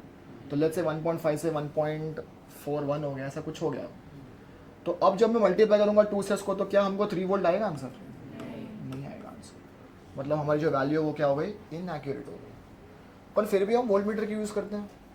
उसके दो रीज़न। पहला रीज़न है voltmeter is smaller in size, compact size का होता है, it is convenient to use, इधर उधर उठा के लेके जा सकते हैं। समझ में आ रहा है? एंड दूसरा रीज़न ये है कि we don't want to measure potential difference accurately. हमारा वो पर्पज़ ही नहीं है, हम साइंटिस्ट थोड़ी ना है। हम लोग को 3 वोल्ट में we are satisfied by 3 volt आ गया answer, I am good with it. हम लोग को एक्यूरेटली मेजर नहीं करना। एक्यूरेट मेजरमेंट कहाँ करना है? साइंटिस्ट लोगों को करना है, एक्यूरेटली मेजर करना है पोटेंशियल डिफरेंस कितना होगा। अच्छा, इसका मैं और एक उसका डिसएडवांटेज बताता हूँ। Can we calculate the EMF of a cell using voltmeter? अगर मुझे सेल का EMF कैलकुलेट करना है, मेजर करना है, तो क्या मैं वोल्ट मीटर से उसको मेजर कर सकता हूँ? पहले मुझे बताओ, what is EMF of a cell? Work done moving a cell, one done moving the charge outside the cell as inside the cell. ये तो डेफिनेशन बराबर है उसकी। Can I also say that when the cell is not in use, cell अगर use में नहीं है, so the potential difference across the terminals of a cell, उसको हम लोग क्या बोलेंगे? EMF। क्या बोलेंगे इसको? ये मैंने कल बताया था ना। And when the cell is in use, the potential difference across the terminal of cell को क्या बोलेंगे? Terminal voltage. क्या बोलेंगे? मतलब टर्मिनल वोल्टेज के time I am always drawing a current, उसमें से हमेशा करंट क्या कर रहा हूँ मैं? ड्रॉ कर रहा हूँ। EMF में am I drawing any current from the cell? No. तो EMF कब मेजर करूंगा? जब करंट उसमें से ड्रॉ नहीं होगा। अब जैसे अगर मैं वोल्ट मीटर लगाऊंगा तो करंट तो फ्लो होगा, करंट फ्लो होगा तो EMF मेजर कैसे होगा? समझ में आ रहा है? So how will you measure EMF of a cell using voltmeter? You can not. तो EMF को मेजर करने के लिए हमको क्या यूज करना पड़ेगा? पोटेंशियोमीटर, क्योंकि potentiometer draws no current. Potentiometer कोई भी करंट ड्रॉ नहीं करता सेल से। समझ में आ रहा है? So if you want to measure potential difference say terminal voltage, तो you will use what? Voltmeter. If you want to measure EMF of a cell, you will use what? Potentiometer. Voltmeter काम नहीं करेगा उसमें। Is it clear? समझ में आ रहा है मैं क्या बोल रहा हूँ? ठीक है। तो अब देखते हैं पोटेंशियोमीटर कैसे होता है, उसका प्रिंसिपल क्या होता है वो देखते हैं हम। This is very very important, ये बोर्ड में भी आता है बहुत। चलो अब देखो पोटेंशियोमीटर होता कैसे है। तो पोटेंशियोमीटर के लिए you need a wire, this wire is homogeneous thin and of uniform cross section, same चीज़ है जो हमारा मीटर ब्रिज में था, but this wire is not now 1 metre in length, this wire is now few metres in length. ये 1 metre से बहुत ज़्यादा है, 3 मीटर 4 मीटर कितना भी हो सकता है। तो मैंने एक वायर ले लिया ए बी करके इस तरीके से, ठीक है, और ये दो एंड ऑफ द वायर को कनेक्ट कर दिया मैंने एक सर्किट में, इस तरीके से कनेक्ट कर दिया मैंने, ठीक है। Now here for simplification I am discarding again the internal resistance of a cell, मैंने डिस्कार्ड कर दिया उसको। लेट्स से यहाँ पे मेरे पास है 10 वोल्ट की एक सेल, ये की को मैंने ऑन कर दिया। अब क्या होगा, करंट विल फ्लो, करंट यहाँ से फ्लो होगा इस तरीके से, यहाँ पे से इस तरीके से जाएगा। Let's take the value of current as I. समझ में आ रहा है मैं क्या बोल रहा हूँ, ठीक है। अब देखो ध्यान से, यहाँ से करंट जाके फ्लो होगा ए बी में और इस तरीके से सर्किट कंप्लीट हो जाएगी। यहाँ पे ये ए बी क्या है मेरा, इसको बोलते हैं पोटेंशियोमीटर वायर। क्या बोलेंगे इसको, पोटेंशियोमीटर वायर। ये पोटेंशियोमीटर वायर है और it is best if you make it with what, constant and manganin, क्योंकि इसका टेम्परेचर से रेजिस्टेंस कभी भी चेंज होगा ही नहीं। तो पोटेंशियोमीटर वायर जनरली साइंटिस्ट लोग उसी से बनाते हैं, कांस्टेंट एंड और मैंगनीन, जिसका टेम्परेचर से रेजिस्टेंस चेंज नहीं होगा, इसको पोटेंशियोमीटर वायर बोलेंगे, ठीक है। तो अब देखो क्या होगा, यहाँ पे अगर सपोज ये 10 वोल्ट है तो यहाँ पे कितना होगा पोटेंशियल डिफरेंस,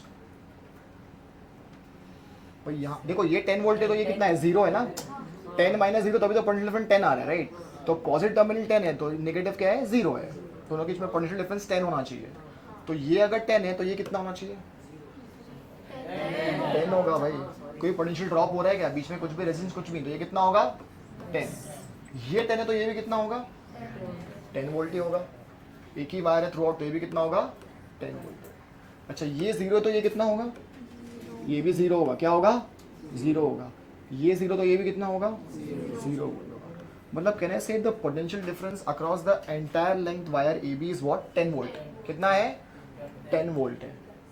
क्या समझ में आ रहा है, यस और नो, क्लियर है चीज़। अच्छा नाउ एक काम करते हैं, इस पर इंटरनल रेजिस्टेंस भी ले लेते हैं, क्योंकि तुम्हारी बुक में भी इंटरनल रेजिस्टेंस दिया है तो वैसा कर लेते हैं। तो यहाँ पे मैं एक इंटरनल रेजिस्टेंस भी बना देता हूँ,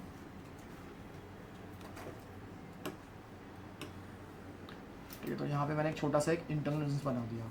internal resistance is always in series with what, cell, cell के साथ होगा हमेशा इंटरनल रेजिस्टेंस आर, ठीक है। अब इसमें करंट फ्लो होगा, तो अब मुझे बताओ क्या इसमें पूरा का पूरा वोल्टेज 10 होगा क्या,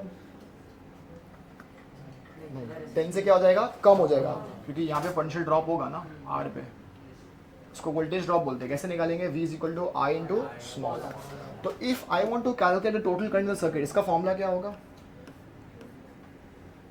मैंने कल बताया था फॉर्मूला क्या होता है, इसकी वैल्यू E होगी ना, ये तो क्या होगा E upon capital R plus small r. अच्छा कैपिटल R किसका होगा यहाँ पे, रेजिस्टेंस ऑफ दिस वायर, इसका रेजिस्टेंस ऑफ वायर कितना ले लेंगे हम, कैपिटल R ले लेंगे। तो इस वायर का रेजिस्टेंस हो गया कैपिटल R, ठीक है। तो ये हो गया करंट निकालने का फॉर्मूला इस केस में। But I need to calculate what, potential difference across A B.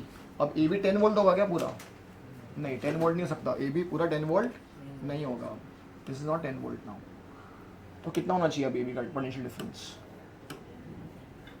Terminal voltage निकालना है ए बी के अक्रॉस, क्या होगा फॉर्मूला, भाई फॉर्मूला क्या होगा, ओम्स लॉ ना, V is equal to what, I R, V is equal to what, I R. I के बदले कहना write this expression E upon capital R plus small r into what, R, ठीक है। अच्छा let's assume the length of this wire is capital L, क्या है capital length. तो अगर मैं बोलूँगा potential difference per unit length, क्या बोलूँगा मैं, potential difference per unit length बोलूँगा, तो यहाँ पे भी किससे डिवाइड करूँगा उसको, L से। तो यहाँ पे कितना हो जाएगा E upon capital R plus small r into R upon what, L हो गया, क्या हो गया L हो गया। अब मुझे बताओ does the EMF of a cell changes, क्या EMF सेल का कभी भी चेंज होता है, कभी चेंज नहीं होता। तो ये तो कांस्टेंट है राइट।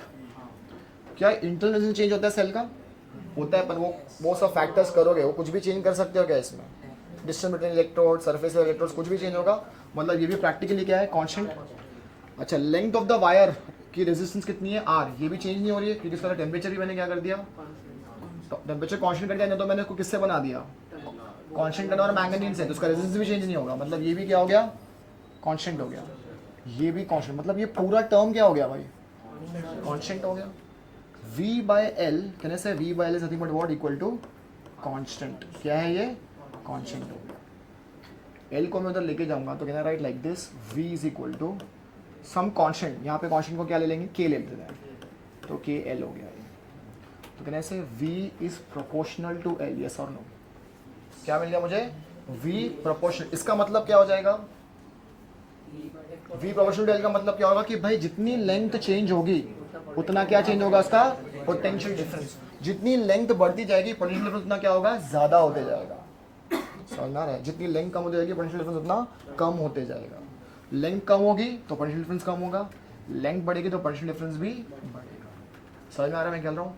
ये जो मैंने लिखा है यहाँ पे, this is called principle of potentiometer. क्या बोलता है इसको, प्रिंसिपल ऑफ. तो प्रिंसिपल ऑफ पोटेंशियोमीटर क्या बोलता है, the potential difference across the wire is directly proportional to length of the wire. फिर से बोल रहा हूँ, potential difference across the wire is directly proportional to length of the wire. समझ में आ गया मैं क्या बोल रहा हूँ, यस और नो. ठीक है, तो ये कॉपी कर लो please, potentiometer, principle of potentiometer से कॉपी कर लो फटाफट, इसमें भी करंट आ ही जाएगा.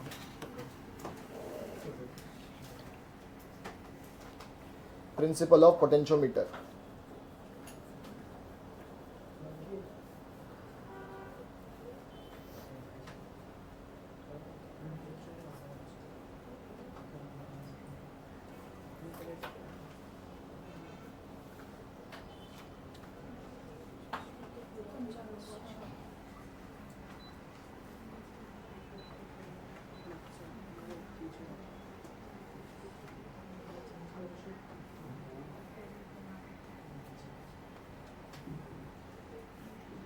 So AB is called potentiometer wire. इसकी EMF E ले लो, मैंने 10 लिखा था एग्जाम्पल बनाने के लिए, ये E ले लो. Cell of EMF of cell is E, not 10 volt. 10 volt तो मैंने एक्सप्लेन करने के लिए बताया था, इसकी वैल्यू E है, E और epsilon what ever.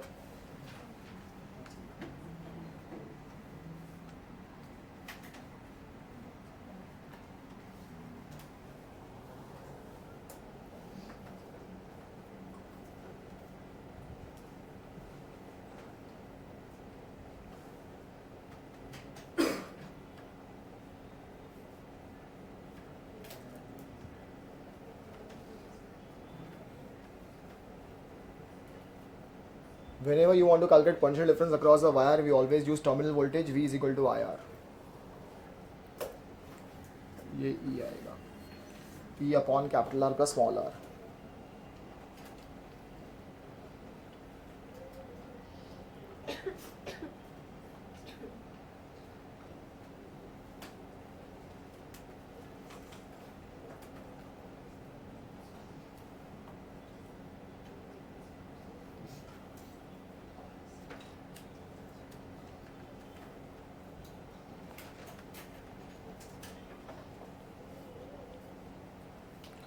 After writing this step, now you can just write EMF of a cell is a constant.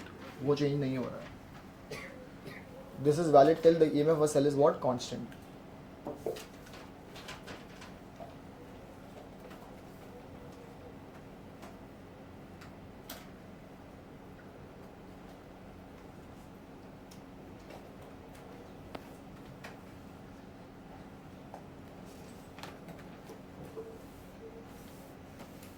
Finished? Okay, now V is equal to KL. तो कहने से K is equal to V by L, yes or no? इस K को हमने एक नाम दिया है.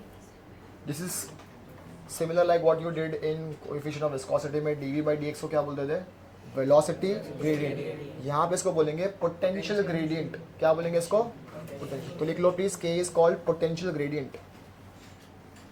K is called potential gradient.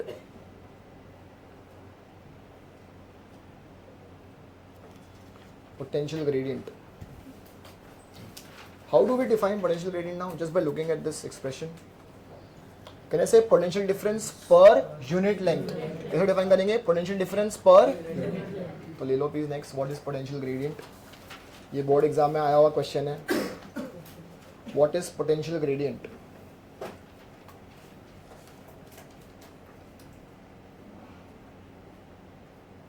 तो लिख low potential gradient is the potential difference per unit length.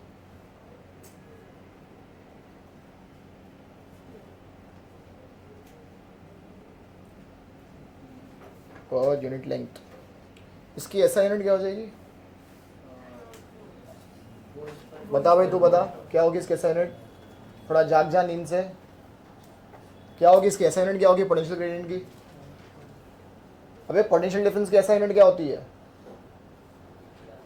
अभी किया था कभी,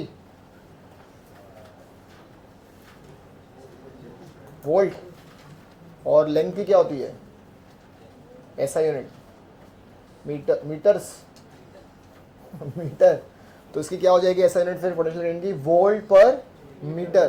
तो लिख लो प्लीज ऐसा यूनिट इज वोल्ट पर मीटर। इसके भी डायमेंशंस निकालने आना चाहिए पोटेंशियल ग्रेडियंट के, ऐसा यूनिट इज वोल्ट पर मीटर। डायमेंशंस कितने हो जाएंगे इसके, चल डायमेंशन निकाल के दिखा मुझे कितना होगा पोटेंशियल ग्रेडियंट का। पोटेंशियल डिफरेंस का मैंने ऑलरेडी बताया था तुमको, उसी में ऐड करना है तुमको मीटर को, मीटर को मतलब माइनस, तो कितना हो जाएगा,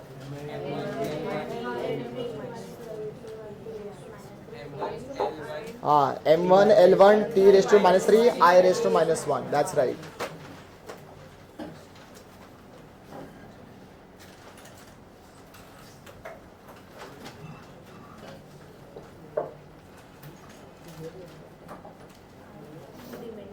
तुम लोगों को दिया है कि लिस्ट डायमेंशंस की याद करने के लिए, तो याद नहीं किया तुमने, पोटेंशियल डिफरेंस में ऊपर ऊपर था। अरे तुमको पता है कितनी कितनी चीज़ों की डायमेंशन उसमें दी होगी, फिर कितनी सारी दी हुई है उसमें डायमेंशन। वो तुमने मैकेनिकल प्रॉपर्टीज ऑफ फ्लूइड्स में किया है, स्टोक्स लॉ किया ना, स्टोक्स लॉ। चलो कोई बात नहीं, हो गया ये, ओके।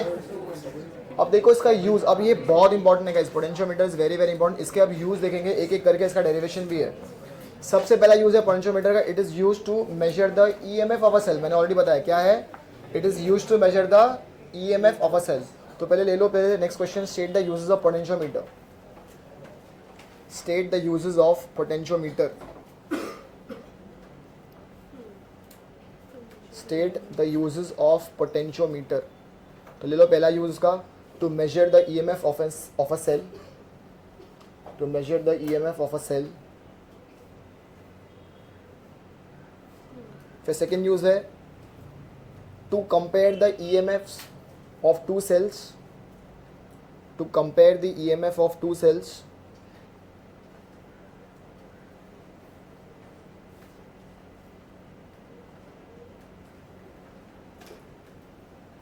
थर्ड है to find the internal resistance of a cell, to find the internal resistance of a cell।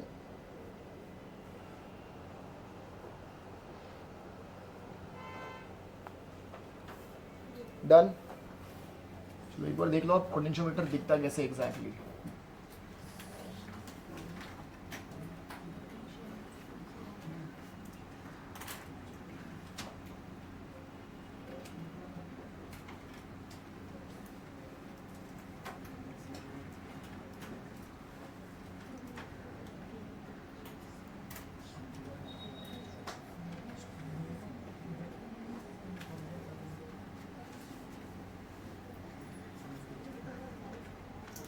दिख रहा है वाला diagram, this is how a potentiometer looks like. अब अगर ध्यान से देखोगे मैंने स्ट्रेट वायर बनाया था और मैंने क्या बोला, it is up to few metres.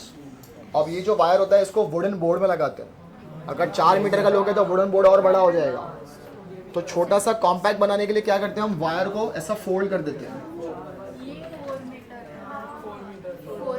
मैंने बोला अप टू फ्यू मीटर्स है, 3-4 मीटर जितना भी है। तो यहाँ पे वायर को हमने क्या करते हैं, इस तरीके से फोल्ड कर दिया है, बस इतना ही फर्क है।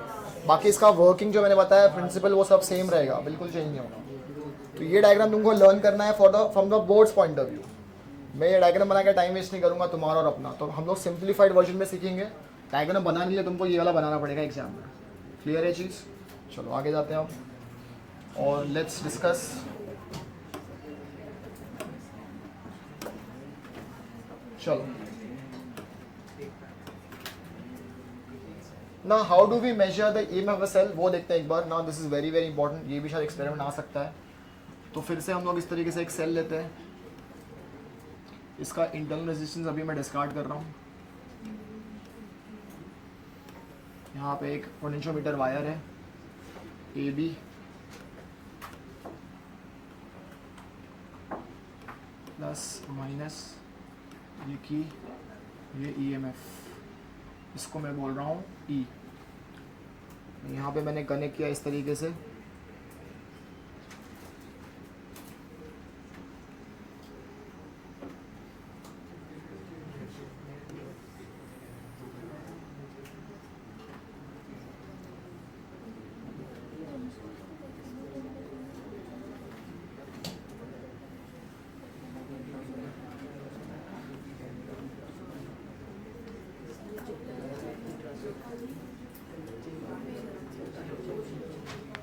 दिख रहा है यहाँ पे? अब ध्यान से देखो। I want to measure the E M F of a cell E1। मुझे इसकी वैल्यू निकालनी है, ठीक है। अब मैं कैसे निकालूंगा? तो let's assume that the length of this wire is what? Capital L। कितनी है? Capital L। तो by using the principle of potentiometer can I say that potential difference across AB will be proportional to L। तो potential difference across AB will be proportional to what? L। तो can I say VAB will be nothing but equal to what? KL, है ना। KL बोल सकता हूँ ये bye using principle of potentiometer. इसी को हम लोग यूज़ करेंगे बार बार। अब ध्यान से देखो, मैंने की को प्रेस किया, the current will flow from positive terminal. यहाँ से इस तरीके से करंट फ्लो होगा I, ठीक है। ये करंट जाएगा इस तरीके से। अच्छा, यहाँ पे मैंने की को क्या रखा है? अभी क्लोज रखा, मैंने इसको ओपन रखा है। क्या रखा है मैंने? इसको ओपन रखा है। मतलब करंट यहाँ पे आएगा लेकिन यहाँ पे नहीं जाएगा करंट, क्योंकि ये ओपन है की। तो यहाँ पे करंट इस तरीके से फ्लो हो जाएगा। यस और नो? बराबर है?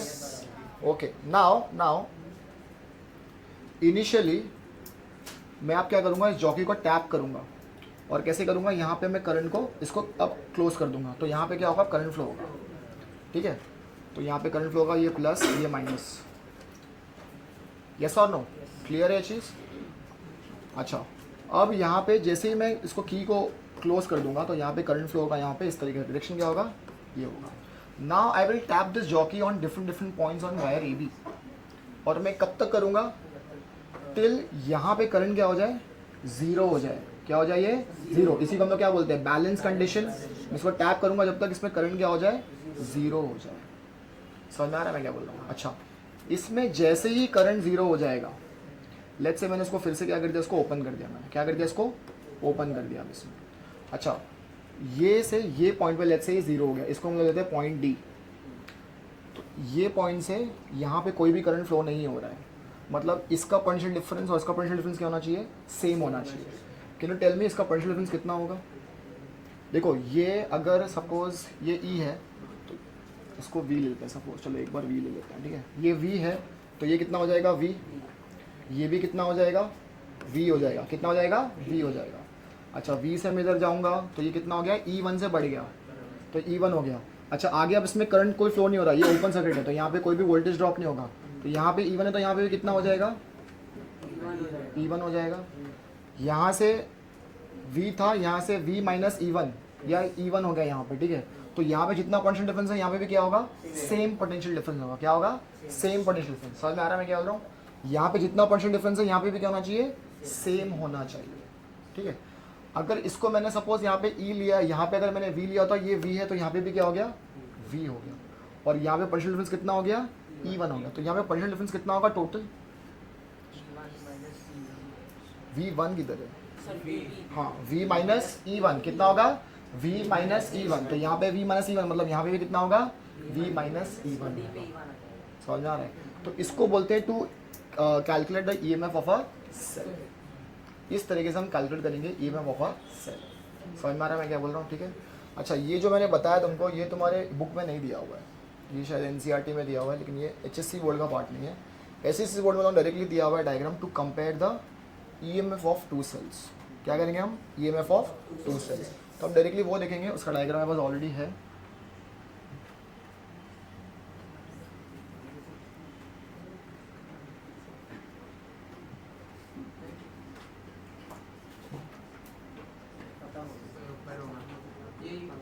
नहीं वो नहीं है।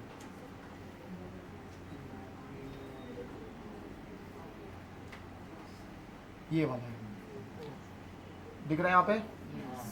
ठीक है, अब इसको हम करते हैं, इसको हम स्टडी करते हैं कैसे होगा। तो ये पोटेंशियोमीटर वायर है ए बी, यहाँ पे जॉकी है, इसको हम लोग बोलते हैं टू वे की। दिख रहा है यहाँ पे टू वे की, K1 K2। तो टू वे की का मतलब है अगर मैंने K1 को ओपन किया तो करंट ये ब्रांच में फ्लो नहीं होगा, K2 को ओपन किया तो करंट ये वाली ब्रांच में फ्लो नहीं होगा। ठीक है, अच्छा अब देखो क्या है, यहाँ पे EMF E है, इस की को मैंने स्विच ऑन किया, यहाँ पे से करंट फ्लो होगा यहाँ पे इस तरीके से। ठीक है, अच्छा इनिशियली क्या कर रहा हूँ मैं, K2 को ओपन रख रहा हूँ। क्या रख रहा हूँ मैं? K2 को ओपन। तो करंट ए से सीधा जाएगा ये वाली ब्रांच में, है ना, करंट यहाँ से सीधा जाएगा ये वाली ब्रांच में, ऐसे, बराबर है, यस और नो? इस तरीके से करंट जाएगा और ये सर्किट कंप्लीट हो जाएगी। K2 is open right now. अब मुझे बताओ क्या करना है मुझे। Now I have to again tap the jockey at different points. कब तक जॉकी को टैप करूंगा? Till galvanometer shows no deflection, मतलब नल पॉइंट कंडीशन आ जाएगी। जैसे नल पॉइंट कंडीशन हो जाएगी मैं उसको मार्क कर दूंगा and I will measure that length. मैंने मेजर कर ली वो लेंथ को। ठीक है, अच्छा अब इसके अक्रॉस जो पोटेंशियल डिफरेंस होगा वो भी क्या होना चाहिए, यहाँ पे सेम पोटेंशियल डिफरेंस होना चाहिए। तो मुझे बताओ यहाँ से पोटेंशियल डिफरेंस कितना होगा? ये तो E1 ही होगा खाली, यहाँ से लेके क्या होगा यहाँ तक पूरा E1 होगा, और तो कुछ है क्या बीच में? तो यहाँ पे कितना हो रहा है? E हो रहा है यहाँ पे। ठीक है, क्या हो रहा है? E हो रहा है। तो कहने से by using principle of potentiometer E is directly proportional to what? The length, जो भी लेंथ आई हुई है। समझ में आ रहा है मैं क्या बोल रहा हूँ? तो हमने सपोज इसको हम लेंथ मान लेते हैं L1। क्या मान लिया मैंने? तो कहने से E1 is proportional to what? L1। तो E1 is equal to KL1। ये एक आ गया इक्वेशन नंबर 1। समझ में आ रहा है मैं क्या बोल रहा हूँ? अच्छा अब क्या करेंगे, K1 को ओपन करेंगे और K2 को क्या करेंगे? K2 को क्या करेंगे? क्लोज करेंगे। फिर से मैंने स्विच ऑन किया, करंट यहाँ से फ्लो होगा। अब ये ऊपर वाली ब्रांच में नहीं जाएगा, कहाँ जाएगा? ये नीचे वाली ब्रांच में जाएगा, और इस तरीके से सर्किट कंप्लीट हो जाएगी ये पूरी। ठीक है, फिर से क्या करूँगा, जॉकी को टैप करूँगा डिफरेंट पॉइंट्स, और एक पॉइंट ऐसा निकालूंगा जहाँ पे galvanometer will show no deflection. उस लेंथ को हम लोग मान लेते हैं L2 पे आया। किस पे आया? L2 पे। अब इसके अक्रॉस जो पोटेंशियल डिफरेंस होगा वो सेम पोटेंशियल डिफरेंस होगा यहाँ पे। इसके अक्रॉस कितना होगा पोटेंशियल डिफरेंस? E2। देखो ना, यहाँ से कुछ भी चेंज हो रहा है, E2 कहीं नहीं चेंज हो रहा है, E2 तो E2 रहेगा। तो कैसे E2 is proportional to what? L2। तो E2 is equal to KL2। दोनों इक्वेशन को डिवाइड करो, क्या आ जाएगा? E1 by E2 is equal to L1 by L2। दोनों में से अगर कोई भी रेजिस्टेंस की EMF की वैल्यू मालूम है तो दूसरी की वैल्यू निकल जाएगी। समझ में आया मैं क्या बोल रहा हूँ? क्लियर है चीज़? तो ये डायग्राम को ड्रॉ कर लो एक बार, और इसकी वर्किंग खुद से लिख के दिखाऊंगा। चलो, नहीं तो मैं हेल्प करूँगा। ये ट्राई करो खुद से। Compare EMF comparison by individual method. क्या हो गया बेटा? मुझे पूछो क्या हो गया, पूछो बेटा। K तो कांस्टेंट है, पोटेंशियल ग्रेडियंट है ना, पूरे वायर के लिए K की वैल्यू सेम है ना, इट्स अ पोटेंशियल ग्रेडियंट। बेटा ये K1 की है एंड वो K हमारा कांस्टेंट है।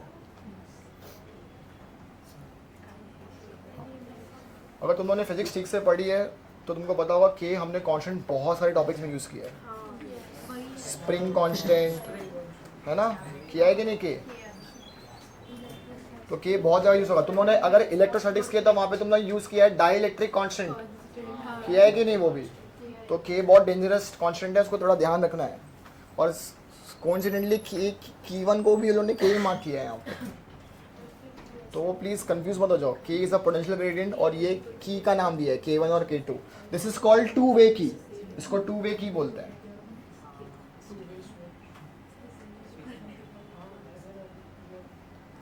तो I have simply use here principle of potentiometer to compare the EMFs।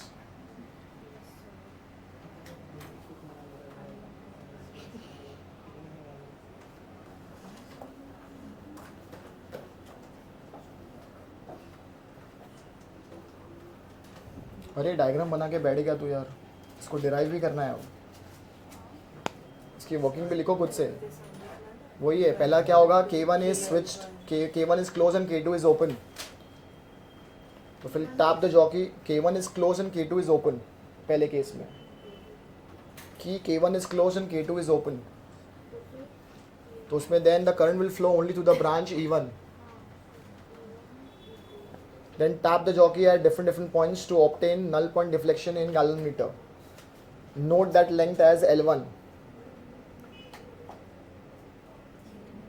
So by using a principle of potentiometer, the potential difference across that length will be same as potential difference across this branch.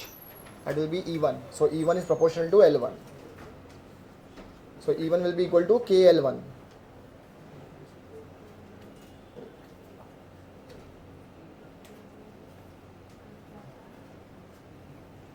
Can you tell me what is the value of K in this case? K. इस figure को देखिए, K की value कितनी होगी? अरे भाई ये पूरा वायर ए बी है, इसकी लेंथ एल है, ये जो पोटेंशियल डिफरेंस है ये तो ए के अक्रॉस ही है ना पूरा, तो क्या हो जाएगा एल बाई के सही ई बाई एल, क्या हो जाएगा ई बाई एल। भाई यहाँ पे कोई इंटरनल रेजिस्टेंस है ही नहीं ना, तो ई बाई एल हो जाएगा। भाई ये सर्किट तो पूरी डिफरेंट है, अलग है वो। इनिशियली इसका जो पोटेंशियल डिफरेंस है अक्रॉस ए बी वो कितना होगा, ई होगा। यहाँ पे कोई इंटरनल रेजिस्टेंस दिख रहा है, कोई इंटरनल, तो जितना ई है उसकी अक्रॉस होगा पूरा ए बी के, तो के की वैल्यू क्या होगी ई बाई एल हो जाएगी।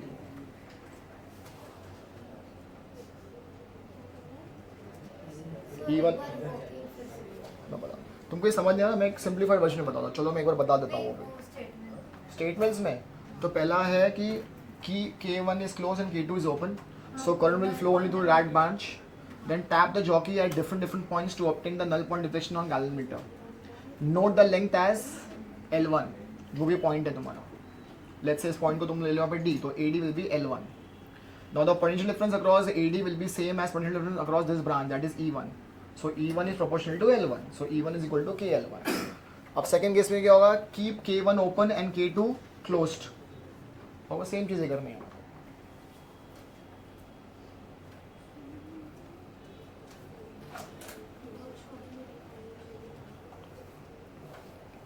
शॉर्ट में लिखा है, अरे थोड़ा स्टेटमेंट्स लिखो, you are in 12th grade now, statements लिखो थोड़ा सा।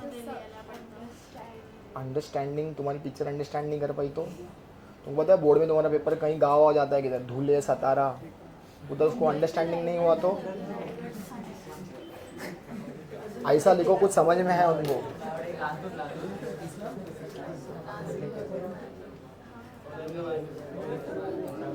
Not necessary but it is a possibility कि तुम्हारा कहीं गाँव में चला गया पेपर चेक करो, तो क्या करोगे?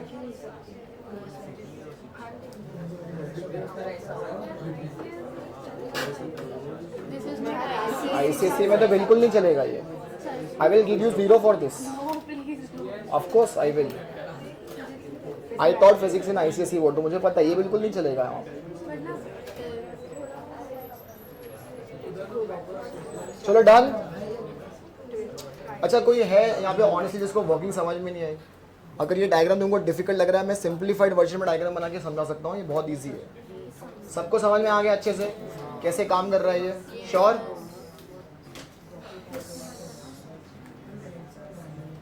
चलो अगर ये समझ में आ गया तो फिर लास्ट करते हैं एक बार, to find the internal resistance. ये सबसे इंपॉर्टेंट है, ये इस साल के बोर्ड पेपर में आया हुआ है, ठीक है? तो वो वाला करते हैं हम लोग लास्ट। ये मीटर स्केल है।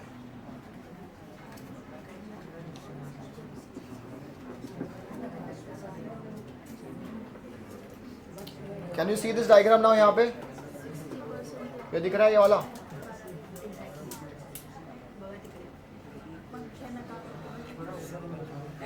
चलिए काम करता हूँ, मैं इसको सिंप्लीफाइड वर्जन में समझाता हूँ, फिर ये तुम बाद में ड्रॉ कर लेना, ठीक है?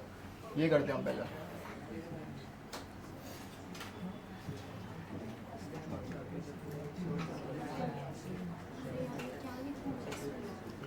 ध्यान से देखो guys, this is very important. अच्छा यहाँ पे और एक चीज़ पे नोटिस करना, the polarity of the cells, that plays a very important role. इसके बाद मैं एक न्यूमेरिकल दूंगा, देखो कितने लोगों का आता है वो।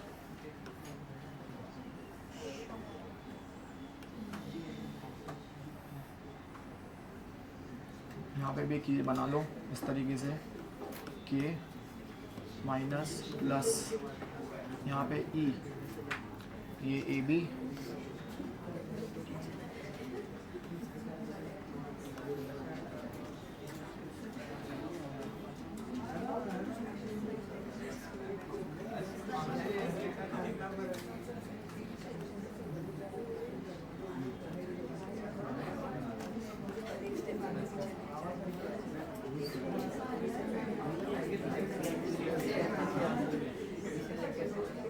ओके ध्यान से देखो, वेरी वेरी इंपॉर्टेंट। बैठ जाओ, अच्छे से बैठ जाए इंसानों की तरह। हाँ ध्यान से देखो अब कैसे इसको सॉल्व करना है। इसको इसकी हम लोग को क्या निकालना है, internal resistance of cell, R की वैल्यू निकालनी है उसमें। And make sure when you calculate the value of R, you have to make sure that there is no current drawn from the cell. Cell में से कोई भी current drawn को नहीं करना है पहले, ठीक है। तो अब क्या होगा, देखो ये माइनस है, ये प्लस है, बराबर है। मतलब अगर ये 0 होगा तो ये क्या होगा, ई होगा। सिमिलरली ये माइनस ये प्लस है, तो यहाँ पे 0 होगा तो यहाँ पे क्या होगा, E1 होगा। इनिशियली मैंने यहाँ पे मैं एक और की बना लेता हूँ।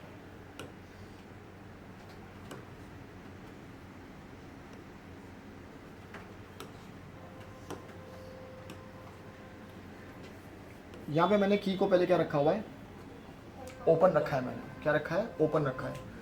तो करंट यहाँ से फ्लो होगा इस तरीके से, यस और नो। यहाँ से करंट जाएगा इस तरीके से, जाएगा यहाँ पे। अच्छा यहाँ पे होगा क्या, यहाँ पे करंट नहीं जाएगा क्योंकि क्या है, सर्किट ओपन है। सर्किट क्या है यहाँ पे, क्या है, ओपन है। अच्छा एक काम करते हैं, रुको इसकी पोजीशन थोड़ा चेंज करता हूँ मैं पहले एक बार।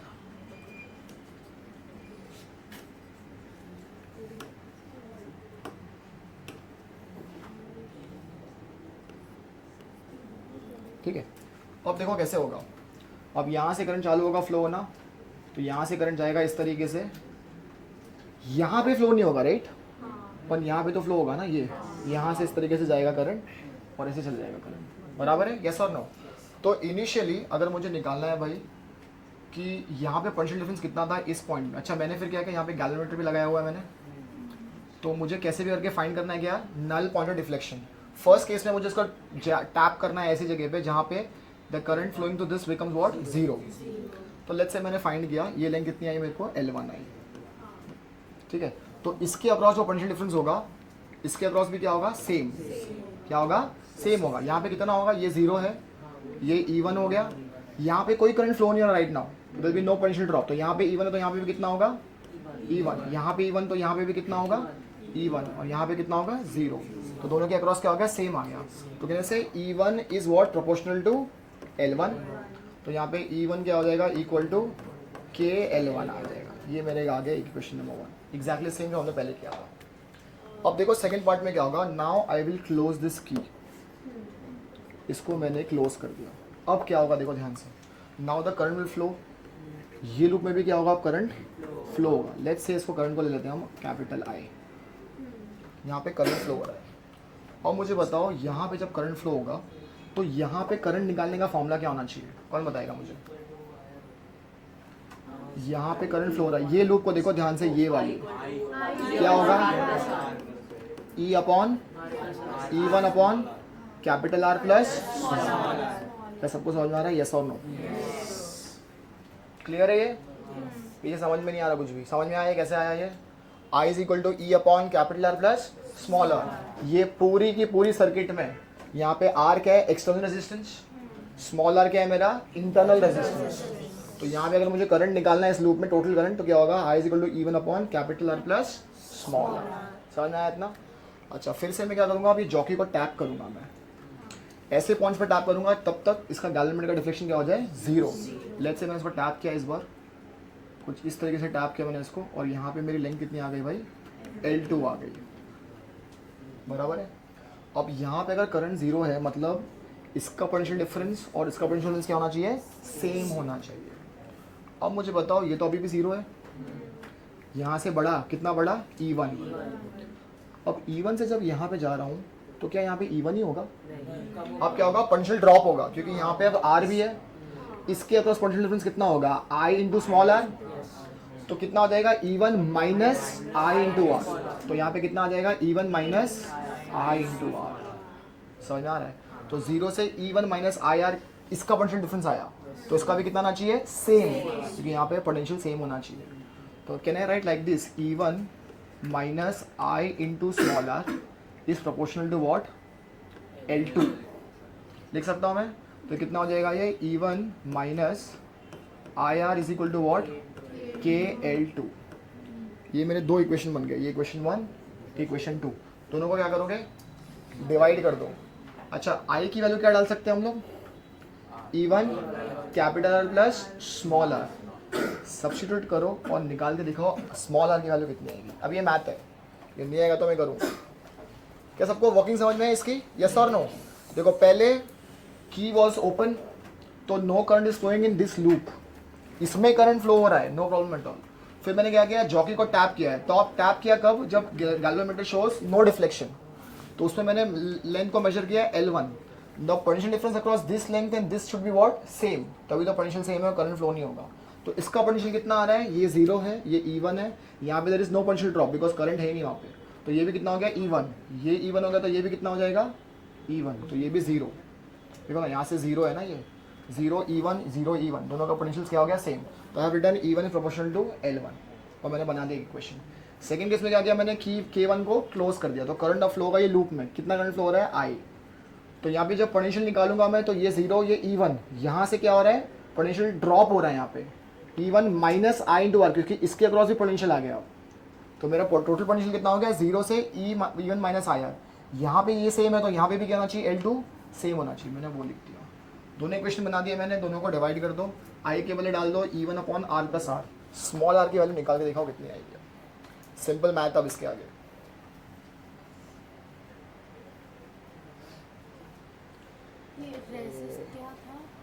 Internal resistance, small r is internal, small r की वैल्यू निकालनी है हमको।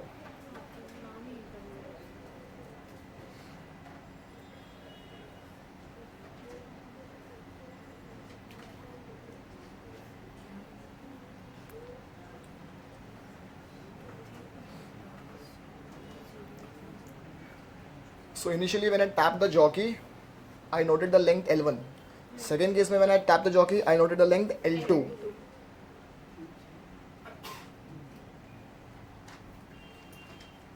See, this is a simplified version of diagram.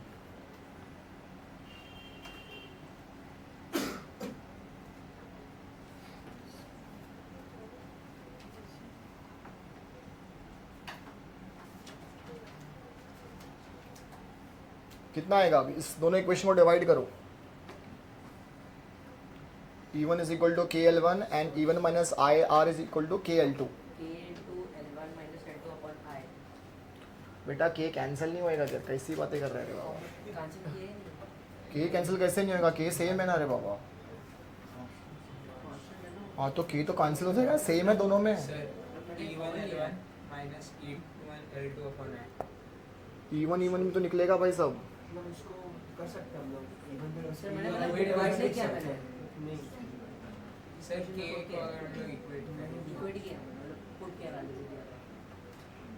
उसको थोड़ा और सिंप्लीफाई करना, L1 upon L1 minus L2 है ना, तो L1 भी कैंसिल होगा ना, थोड़ा सिंप्लीफाई करो। और इस तरीके से नहीं आना चाहिए एक्सप्रेशन, ये तुम लोगों को नहीं आ रहा तो मैं करूँ ये वाला। E1 is equal to KL1 upon E1 minus IR is equal to KL2। I की वैल्यू डाल दो E1 upon R plus R। Sir L1 minus L2 into R plus R।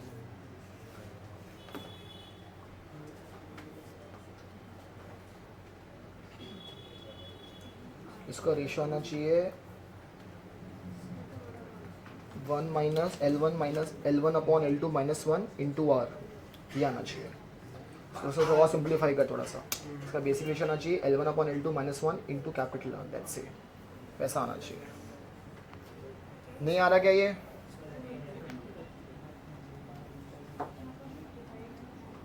हाँ डिवाइड करना है दोनों इक्वेशन को, I के बदले डाल दो ये वाला expression E1 upon R plus capital R। ये क्या क्या फॉर्मूला, साइंटिस्ट भी डर जाएगा, ये क्या फॉर्मूला है। करेक्ट, यही फॉर्मूला चाहिए। देखो आ गया उसका फॉर्मूला, तुम्हारा फॉर्मूला आना चाहिए R is equal to capital R bracket L1 upon L2 minus 1, ये आना चाहिए फॉर्मूला। ये कैसे नहीं आ रहा लोग, इसको तो आ गया। तुम लोगों को मैथ नहीं आती मतलब, अब मैं करके दिखाऊँ ये भी बोर्ड पे? हाँ, ये सिंपल मैथ नहीं कर पा रहे हो।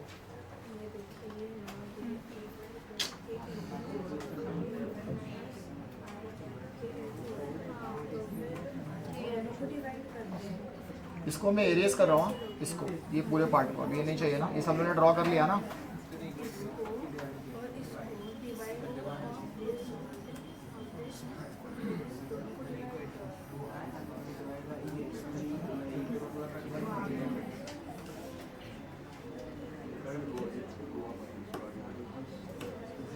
देखो ध्यान से, जो divide these two equations, right, तो ये हो जाएगा E1 upon E1 minus IR equal to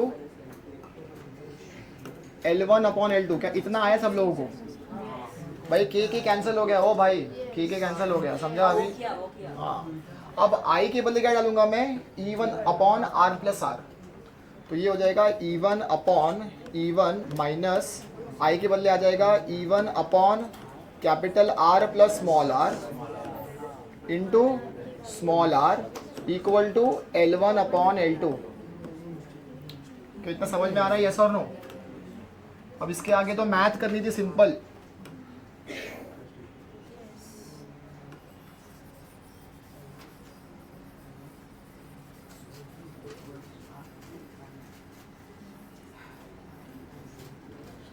लोगों को मतलब एलसीएम निकालने नहीं आता अभी भी ठीक से। ये क्या करोगे अब? अगर तुम इसका निकालोगे ये कितना हो जाएगा? आर प्लस आर उधर जाएगा, मल्टीप्लाई होगा, तो कितना हो जाएगा? E1 अपॉन ये उधर मल्टीप्लाई होगा, राइट?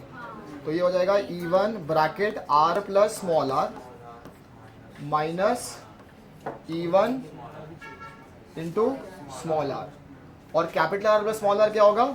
नीचे आ जाएगा, बराबर है, ये नीचे आ जाएगा R plus R equal to what? L1 upon L2। E1 common ले लोगे आप, तो E1 कॉमन ले लोगे तो ये R और ये R क्या होगा? कैंसिल हो जाएगा। तो कर लो अब इसके आगे, यही तो करना था हमको। ये क्यों नहीं आ रहा बेटा? ये कितना डिफिकल्ट था आप करना, कुछ और ही कर दिया। वेरी गुड, जिनको आ गया वेरी गुड, जिनको नहीं आ रहा प्रैक्टिस करो ये मैथ।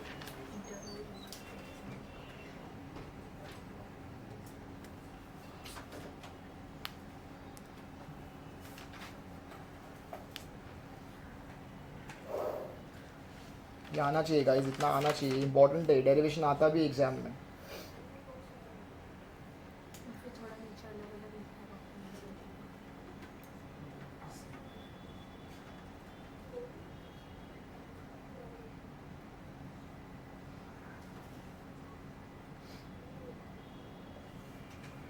आया अभी, अब आया कि नहीं? At least L1 minus L2 minus 1 bracket capital R, ये आना चाहिए।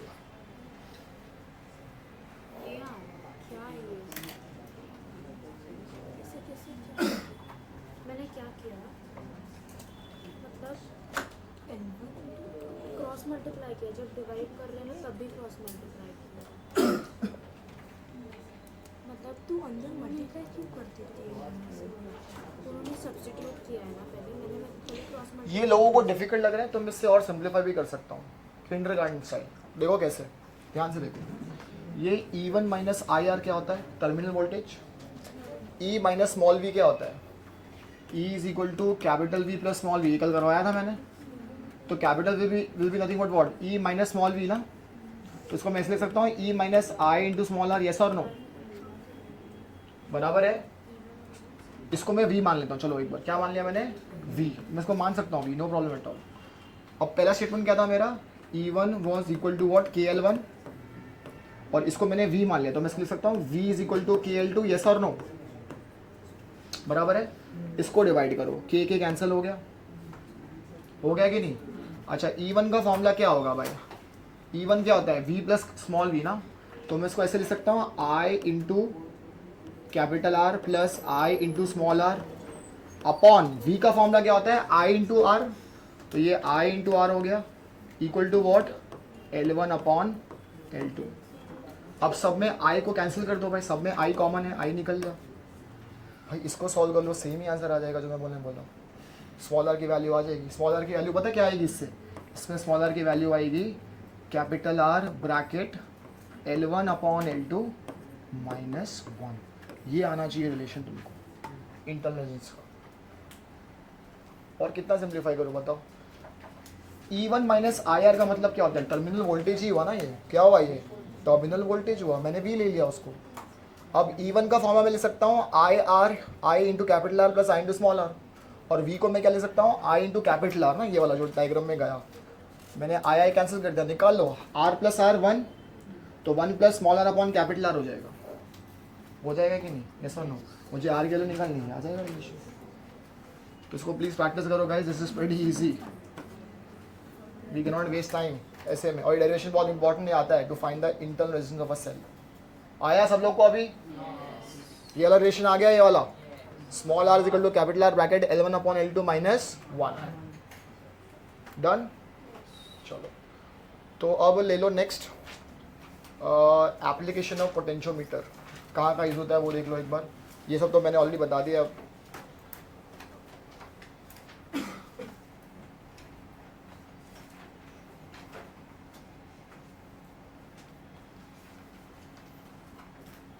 ओके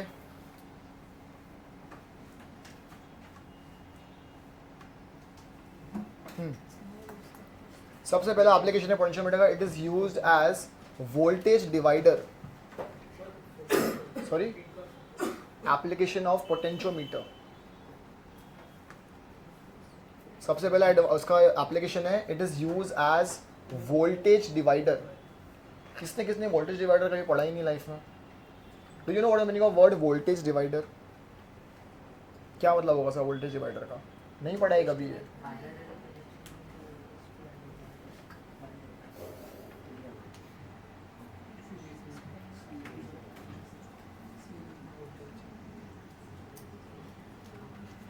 सपोज मेरे पास इस तरीके से एक सर्किट दी हुई है।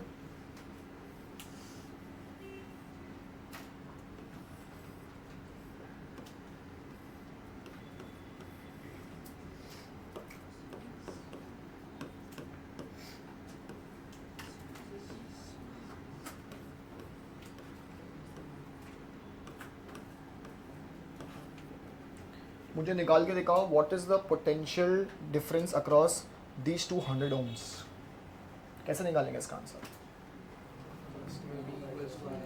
V is equal to IR से निकालेगा, है ना? तो मतलब पहले I निकालना पड़ेगा ना। I कैसे निकालेगा? मतलब total resistance upon total voltage upon total resistance 20 upon कितना हो जाएगा? 200। उससे तुम पहले क्या निकालोगे? I निकालोगे। बराबर है? यस और नो? है ना? ये करोगे तुम। CET में एक क्वेश्चन कितने मिनट में करना है? आई निकालने में तुम्हारा 1 मिनट गया, खत्म हो गया। आई निकाला। तो आई तो चाहिए भी नहीं था मुझे क्वेश्चन पे। मुझे क्या चाहिए? Potential difference across 100 ohms। मुझे वो चाहिए था। इसके अक्रॉस मान लो, इसके अक्रॉस मैंने मान लिया पोटेंशियल डिफरेंस मैंने ले लिया V1, और इसके भी मैंने क्या ले लिया अक्रॉस V2। मुझे तो इसकी वैल्यू चाहिए थी, राइट? तुमने क्या निकाला 1 मिनट में? करंट निकाला, खत्म, गया क्वेश्चन, गया आगे। वो ऐसे करोगे क्वेश्चन सॉल्व तुम CET में? हाँ, कि तो अपना दिमाग यूज़ नहीं करोगे तुम लोग। वोल्टेज डिवाइडर का देखो फॉर्मूला क्या होता है, ये याद रखो हमेशा। इसका फॉर्मूला होता है, अगर मुझे V1 निकालना है तो V1 is equal to V into किसके अक्रॉस निकालना है? इस रेजिस्टेंस के। इसको नाम दे दो, कुछ R1 ले लो और इसको क्या ले लो? R2 ले लो। इसका फॉर्मूला आ जाएगा V1 is equal to V into R1 upon R1 plus R2। अब निकाल लो इससे आंसर कितना आएगा जल्दी। देखो V की वैल्यू कितनी है? 20। R1 कितना है? 100। और ये कितना हो जाएगा? कितना हो जाएगा? 200। ये गया, ये गया, ये गया। कितना बच गया आंसर? नीचे का 1 0 गया। 20 डिवाइड बाई 2 कितना आ गया आंसर? 10 वोल्ट। कितना आ गया आंसर? कितने मिनट में लगा निकाला मैंने इसको? ये तुमने फॉर्मूला नहीं सीखा है कभी लाइफ में, ये वाला वोल्टेज डिवाइडर का? तो ये फॉर्मूला याद करो। ये तो 11 में भी नहीं है, और ये फॉर्मूला आना चाहिए। This is called voltage. अच्छा, यहाँ पे 10 वोल्ट आ गया तो यहाँ पे कितना आएगा? 10 वोल्ट ही आएगा, क्योंकि टोटल बैटरी कितनी है? 20 वोल्ट की। तो ये अगर 10 वोल्ट आएगा तो ये कितना आएगा? 10 वोल्ट ही आएगा। इसको हम लोग क्या बोलते हैं, वोल्टेज डिवाइडर। यहाँ पे वोल्टेज क्या हो गया भाई, डिवाइड हो गया। समझ में आ रहा है मैं क्या बोल रहा हूँ? आई निकालते बैठोगे पेपर खत्म हो जाएगा। ये फॉर्मूला याद रखना है। सिमिलरली V2 निकालना तो फॉर्मूला क्या होगा, V into R2 upon R1 plus R2। ये डिराइव कैसे हुआ ये बता सकता हूँ, पर अभी नहीं बताऊंगा, टाइम वेस्ट है। चाहिए तो मुझे बाद में पूछ लेना, एकदम सिंपल है। तो इसको वोल्टेज डिवाइडर बोलते हैं।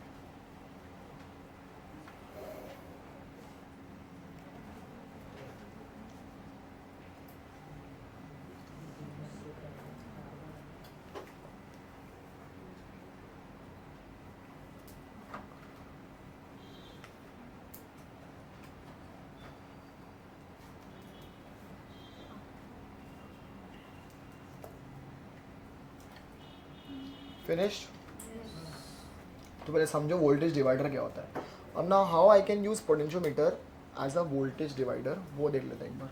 मैं वो एक्सप्लेन कर सकता हूँ इन डिटेल, हालांकि ये तुम्हारी बुक में सिर्फ नाम देके छोड़ दिया लोगों ने, मैं फिर भी बता देता हूँ एक बार ये कैसे काम करता है।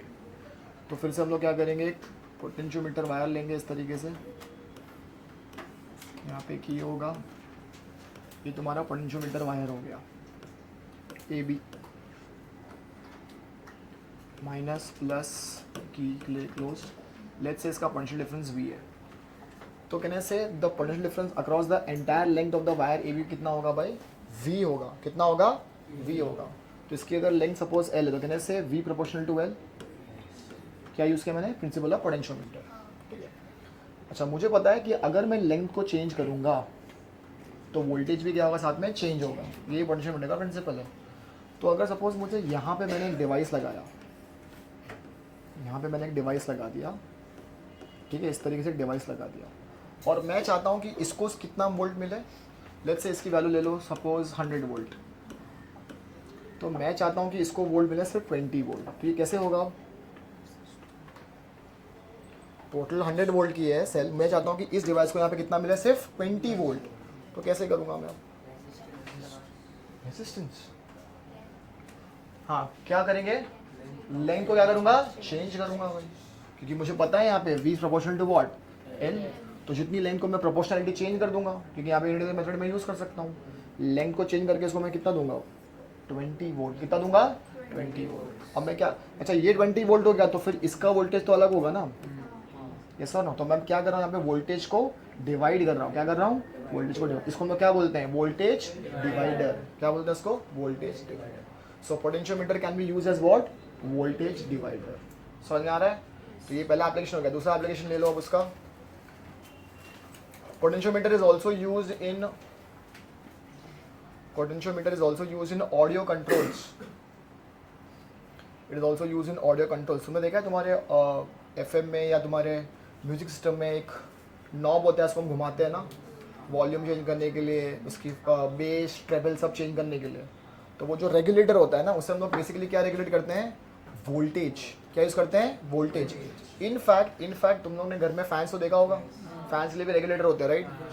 तुम लोगों ने कभी सोचा है वो रेगुलेटर्स कैसे काम करते हैं, उसका प्रिंसिपल क्या होगा? देखो किसी के पास अगर ओल्ड फैंस है 40 ईयर्स अगो के, पुराने बिल्डिंग या पुराना है, तो उसमें we used to always use what, you know what, rheostat. क्या आता था वो, ये रियोस्टैट। मैं बताता हूँ कैसे काम करता था ये। तो सपोज हमारे यहाँ पे जो पोटेंशियल डिफरेंस है वो तो कांस्टेंट है ना, कितना आता है हमारे घर में, 220 टू 240 वोल्ट के आसपास। मैं जूम करके चल रहा हूँ, 220 वोल्ट आ रहा है, ठीक है। अब मुझे सपोज फैन की स्पीड को बढ़ाना है। फैन की स्पीड को बढ़ाना है मतलब इसमें जो करंट है वो ज़्यादा होना चाहिए, कम होना चाहिए, ज़्यादा होना चाहिए। करंट क्या होना चाहिए, ज़्यादा। करंट को ज़्यादा करना है मतलब रेजिस्टेंस को क्या करना है मुझे, कम। तो जब मैं इसको घुमाऊंगा तो इससे मैं रेजिस्टेंस को क्या कर रहा हूँ, मैं कम करते जा रहा हूँ। तो करंट बढ़ रहा है तो इसकी स्पीड बढ़ रही है। सिमिलरली मुझे डिक्रीज करनी है स्पीड ऑफ फैन, तो मैं इसको घुमाऊंगा दूसरे डायरेक्शन में, तो उसका रेजिस्टेंस क्या होगा, बढ़ते जाएगा, उसका करंट कम होगा और स्पीड भी कम होगी। समझ में आ रहा है? तो this was working as what, a rheostat. Outdate technology छोड़ दिया है। अब हमें पता है क्या यूज करते हैं, वोल्टेज रेगुलेटर। अब मैं रेजिस्टेंस नहीं चेंज कर रहा हूँ, क्या चेंज कर रहा हूँ मैं, पोटेंशियल। क्योंकि हमको पता है ना Ohm's law, I proportional to V। अगर वोल्टेज चेंज हुआ तो करंट भी क्या होगा, चेंज हो जाएगा। समझ में आ रहा है? तो इसमें भी जो प्रिंसिपल है वो कैसा है, प्रिंसिपल ऑफ पोटेंशियोमीटर का। जहाँ पे ये नॉब को घुमाऊंगा मैं, तो मैं इससे बेसिकली क्या चेंज कर रहा हूँ, लेंथ चेंज कर रहा हूँ। क्या चेंज कर रहा हूँ, लेंथ।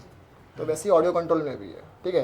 तो it is use as in audio controls. इसका एक और एक एप्लीकेशन हो last, potentiometer is also use as sensors. Potentiometer is also use as sensors. Sensor समझता क्या होता है? वो सेंसिटिव होती है ना चीज़ें जो सेंस करता है, जैसे थर्मल सेंसर्स। जैसे तुम्हारे एयर कंडीशन में क्या लगा है इसमें? थर्मल सेंसर्स ना। इसमें जैसे ही तुमको पता है 24 के ऊपर अगर टेम्परेचर रख दोगे तो ये ऑटोमेटिक ऑन ऑफ होता है। Actually the optimum use of air conditioner should be use about 24 degree Celsius. ये गवर्नमेंट मैंडेट भी है। इनफैक्ट अब से इंडिया में रूल आने वाला है from next month onwards, you can not declare temperature below 20, क्योंकि 20 के नीचे टेम्परेचर ज़्यादा है मतलब उसमें पावर कंजम्पशन ज़्यादा हो रहा है, एनर्जी लॉस हो रही है। तो अब से लोग रूल बनाने वाले हैं कि the air condition should not work below 20 degree Celsius. तुम भले जल के मर जाओ, उनको 20 पे चलाना है एसी को। तो अब से ऐसा हो गया है कि 20, अगर तुम अपने एसी को 25 पे रखोगे that is an optimum use. उसमें देखो क्या होता है, उसमें 25 जैसे ही होगा, रूम अगर ठंडा हो गया तो AC will automatically cut off, उसका कंप्रेसर बंद हो जाएगा। एसी नहीं बंद हो गया, कंप्रेसर क्या हुआ उसका बंद हो गया। Now after 2 hours obviously you will exhale, carbon dioxide निकालोगे, टेम्परेचर बढ़ेगा कम रहेगा। तो उसमें सेंसर लगा होता है, उसको बोलते हैं थर्मिस्टर्स। पढ़ा है तुमने उसके बारे में? मैं भी पढ़ोगे आगे। वो थर्मिस्टर्स क्या करेगा? सेंस करेगा टेम्परेचर को। जैसे थर्मिस्टर को मालूम पड़ा टेम्परेचर क्या हो गया, बढ़ गया, टेम्परेचर जैसे ही बढ़ जाएगा उसका रेजिस्टेंस पता है क्या हो जाता है? कम हो जाता है। रेजिस्टेंस जैसे ही कम हो गया, करंट फ्लो होगा, एसी फिर से ऑन हो जाएगा, फिर से ठंडा करेगा वो। फिर से जब ठंडा हो जाएगा रूम एक बार, वो थर्मिस्टर जो है सेंस करेगा टेम्परेचर कम हो गया, उसका रेजिस्टेंस क्या होगा? बढ़ जाएगा, करंट कम हो जाएगा, कट ऑफ हो जाएगा, एसी बंद हो जाएगा। उसको बोलते हैं थर्मिस्टर सेंसर्स। वैसे ही पोटेंशियोमीटर भी कैसे काम करते हैं? As sensors. कोई भी मशीन होगी, एक में डिवाइस होगा जिसमें स्लाइड होता है, वो उसमें हम पोटेंशियोमीटर यूज़ करते हैं। इतना याद रख लो, बहुत हो गया। इसमें डिटेल में तो पूछने वाले, बुक में भी नहीं दिया हुआ है। ये मुझे पता है क्योंकि हमने इंजीनियरिंग में पढ़ा है, इसीलिए। तुम अगर इंजीनियरिंग करोगे फर्स्ट ईयर में शायद तुमको भी पढ़ाएंगे इसके बारे में। So in engineering there is a subject called electrical measuring instruments. उसमें दुनिया के इंस्ट्रूमेंट पढ़ाएंगे तुमको, मिक्सर, ग्राइंडर ना, एसी, वो सब पढ़ेंगे वो लोग, ठीक है। तो ये हो गया यहाँ पे तुम्हारा। तो पोटेंशियोमीटर यहाँ पे कंप्लीट होता है। चलो एक क्वेश्चन दूंगा एंड देन विल स्टॉप, ठीक है। वॉशरूम, अच्छा किसको उसको वॉशरूम जाना है? एक बार जाके आ जाओ please. I understand it is very cold, जाके आ जाओ प्लीज़।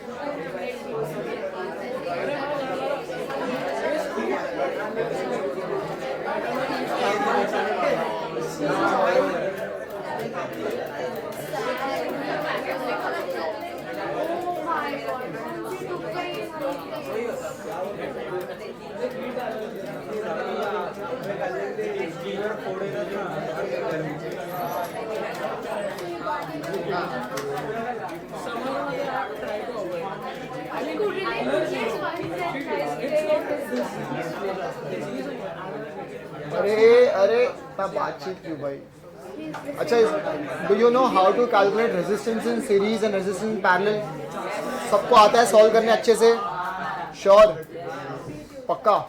तो मैं एक दूर रेजिस्टेंस बना के सर्किट, उसका तुमको इक्वल रेजिस्टेंस निकालना है।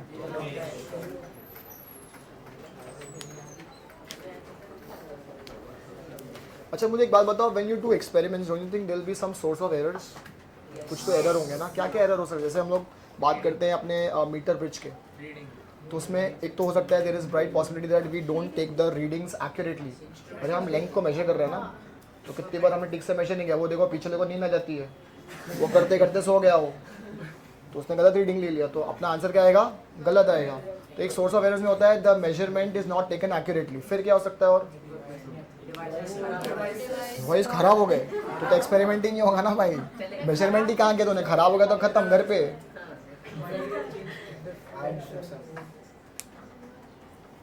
अच्छा, don't you think it is a possibility where the meter bridge wire is not of uniform cross section. ऐसा हो सकता है क्या?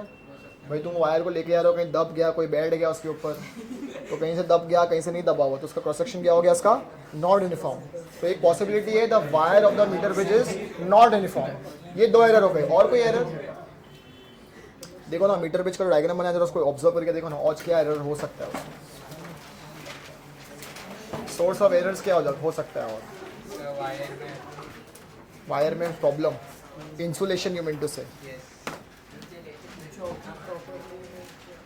ओके, यहाँ पे एक तुम लोगों को लेना है precaution while performing experiment where sometimes people slide jockey on the wire. You don't need to slide it, you need to just tap it. तुमको टच करके टैप करना है, ऐसा स्लाइड नहीं करना, वायर कट जाएगा नहीं तो पूरा। That is a wrong method, wrong practice. तुमको वायर को क्या करना है? टैप करना है जॉकी को, not to slide on the wire. ये एक प्रिकॉशन दिया है तुम्हारी बुक में भी, वो ध्यान रखना एक्सपेरिमेंट के time.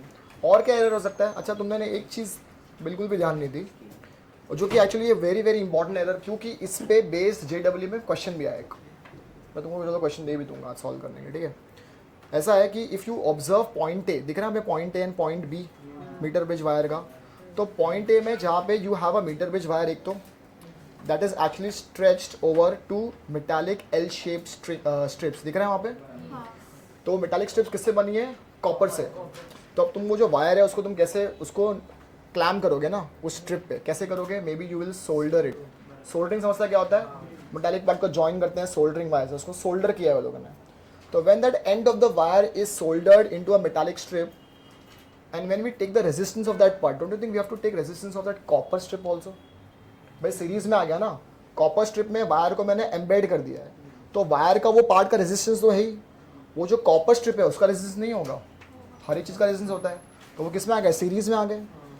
Have we taken that resistance of that copper strip into consideration?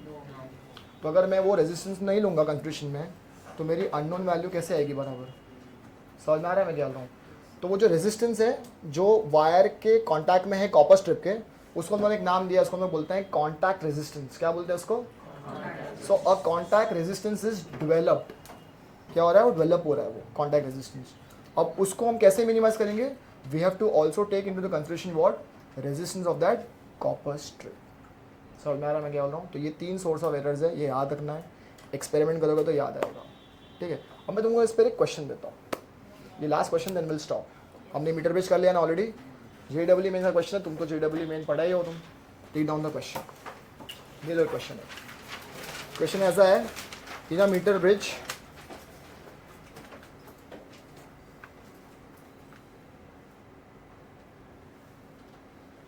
तुमको एकदम प्रिसाइजली प्रॉपर क्वेश्चन देता हूँ।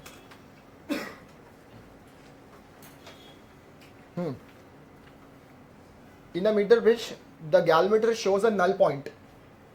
In a meter bridge, the galvanometer shows a null point when jockey is pressed at 40 centimeter. In a meter bridge, the galvanometer shows null point when a jockey is pressed at 40 centimeter. Using the standard resistance of 90 ohm. Using a standard resistance of 90 ohm, 90. तो 90 ओम क्या है? Resistance box की value है, ठीक है? The least count of the scale, the least count of the scale used in metre bridge, the least count of scale used in meter bridge is 1 millimeter. The least count of the scale used in meter bridge, meter bridge में एक scale होती है ना 0 से 100 centimetre की, उसका least count दिया हुआ है 1 millimetre. The unknown resistances, unknown resistance x है, उसकी वैल्यू निकालनी है इसमें। द अननोन रेजिस्टेंसेस, 4 ऑप्शन है, ऑप्शन दे रहा हूं मैं। पहला ऑप्शन है 60, पहला ऑप्शन है 60 प्लस माइनस 0.15 ओम, 60 प्लस माइनस 0.15 ओम। दूसरा ऑप्शन है 135 प्लस माइनस 0.56 ओम, 0.56 ओम। थर्ड ऑप्शन है 60 प्लस माइनस 0.25 ओम, और लास्ट ऑप्शन है 135 प्लस माइनस 0.23 ओम। स्टार्ट। दिमाग लगाओ थोड़ा सा। यूनिट्स एंड डायमेंशंस किया ना तुम लोगों ने? किया है ना? चालू हो जाओ। यूनिट्स डायमेंशन नहीं किया है? एरर्स नहीं किया है। पर एरर का इसमें एज सच यूज नहीं है। इसमें we don't have to use the formula to calculate fractional error और परसेंटेज एरर, ऐसा कुछ करना नहीं है इसमें। ये क्वेश्चन को करना था 1 मिनट में, तुमने हाँ ही करके 1 मिनट निकाल दिया उसमें। Use your brain. अभी तुमको मैंने कुछ एक्सप्लेन किया था सोर्स ऑफ एरर्स में, थोड़ा दिमाग यूज करो। कैसे यूज करेंगे वो सोर्स ऑफ एरर को यहाँ पे? अब 60 अगर आ गया तो उसमें से 2 ऑप्शन है, वो तो एलिमेंट हो जाएंगे ना 135 वाले। अब 2 ऑप्शन बचे, अब उसमें से मार्क करना है। सही मार्क किया तो +4, रॉन्ग किया तो -1।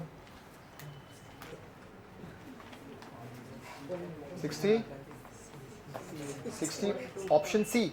क्या है ऑप्शन सी? 0.25. ये कैसे निकाला? ऐसे तुक्का लगा दिया।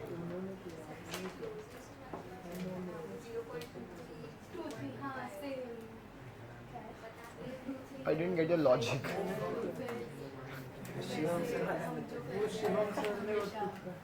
तुक्का लगाने बोला?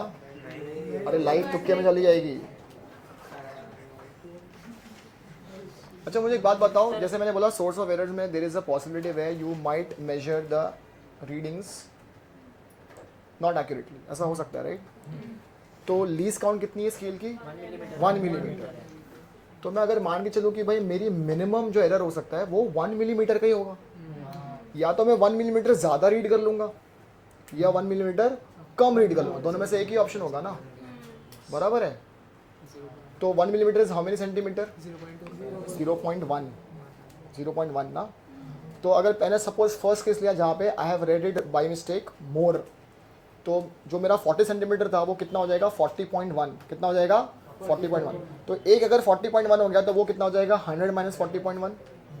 उसकी वैल्यू निकालो एक बार, उसका निकालो एक्स का वैल्यू कितना आएगा तब। तो तुम्हारा इक्वेशन वही होगा ना, x/r is equal to LX/LR। LX के लिए तुमने कितनी ले ली? 40.1 ले ली, और LR कितना हो जाएगा? 100 माइनस 40.1, वो कितना हो जाएगा? 59.9 हो जाएगा। तो उसको सॉल्व करो, निकालो x की वैल्यू कितनी आ रही है। अब ऐसे ही करना पड़ेगा, तुक्का कितना लगाओगे नहीं तो।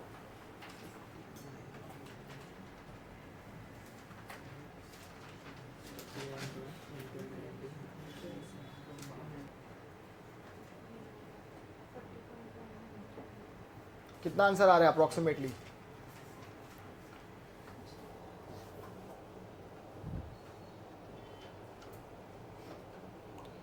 देखो भाई साहब कैलसी यूज कर रहे हैं अलाउड एग्जाम में।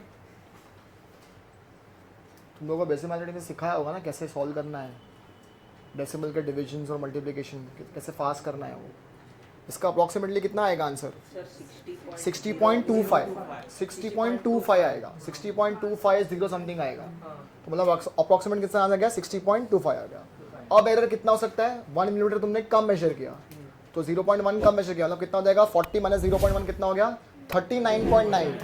तो ये अगर 39.9 हो गया तो वहाँ पे कितना हो जाएगा? 100 माइनस 39.9, वो कितना हो जाएगा? 70। कितना आएगा उसका आंसर? 59 मतलब 60 से 0.25 कम आएगा या 60 से 0.25? तो ऑप्शन क्या आया? C option. तुक्का तुमने लगा दिया, सही है, +4 हो गया। अपन अब ये लॉजिक भी यूज करना है ना, हर बार आंसर्स इतने क्लोज नहीं होंगे, शायद आंसर थोड़ा डिफरेंट आ जाएगा। तो समझ में आता है? तो हमने क्या यूज़ किया? एरर यूज़ किया इसमें। तो 60 प्लस 0.25 या 60 माइनस 0.25 आएगा आंसर। क्लियर है ये चीज़? चलो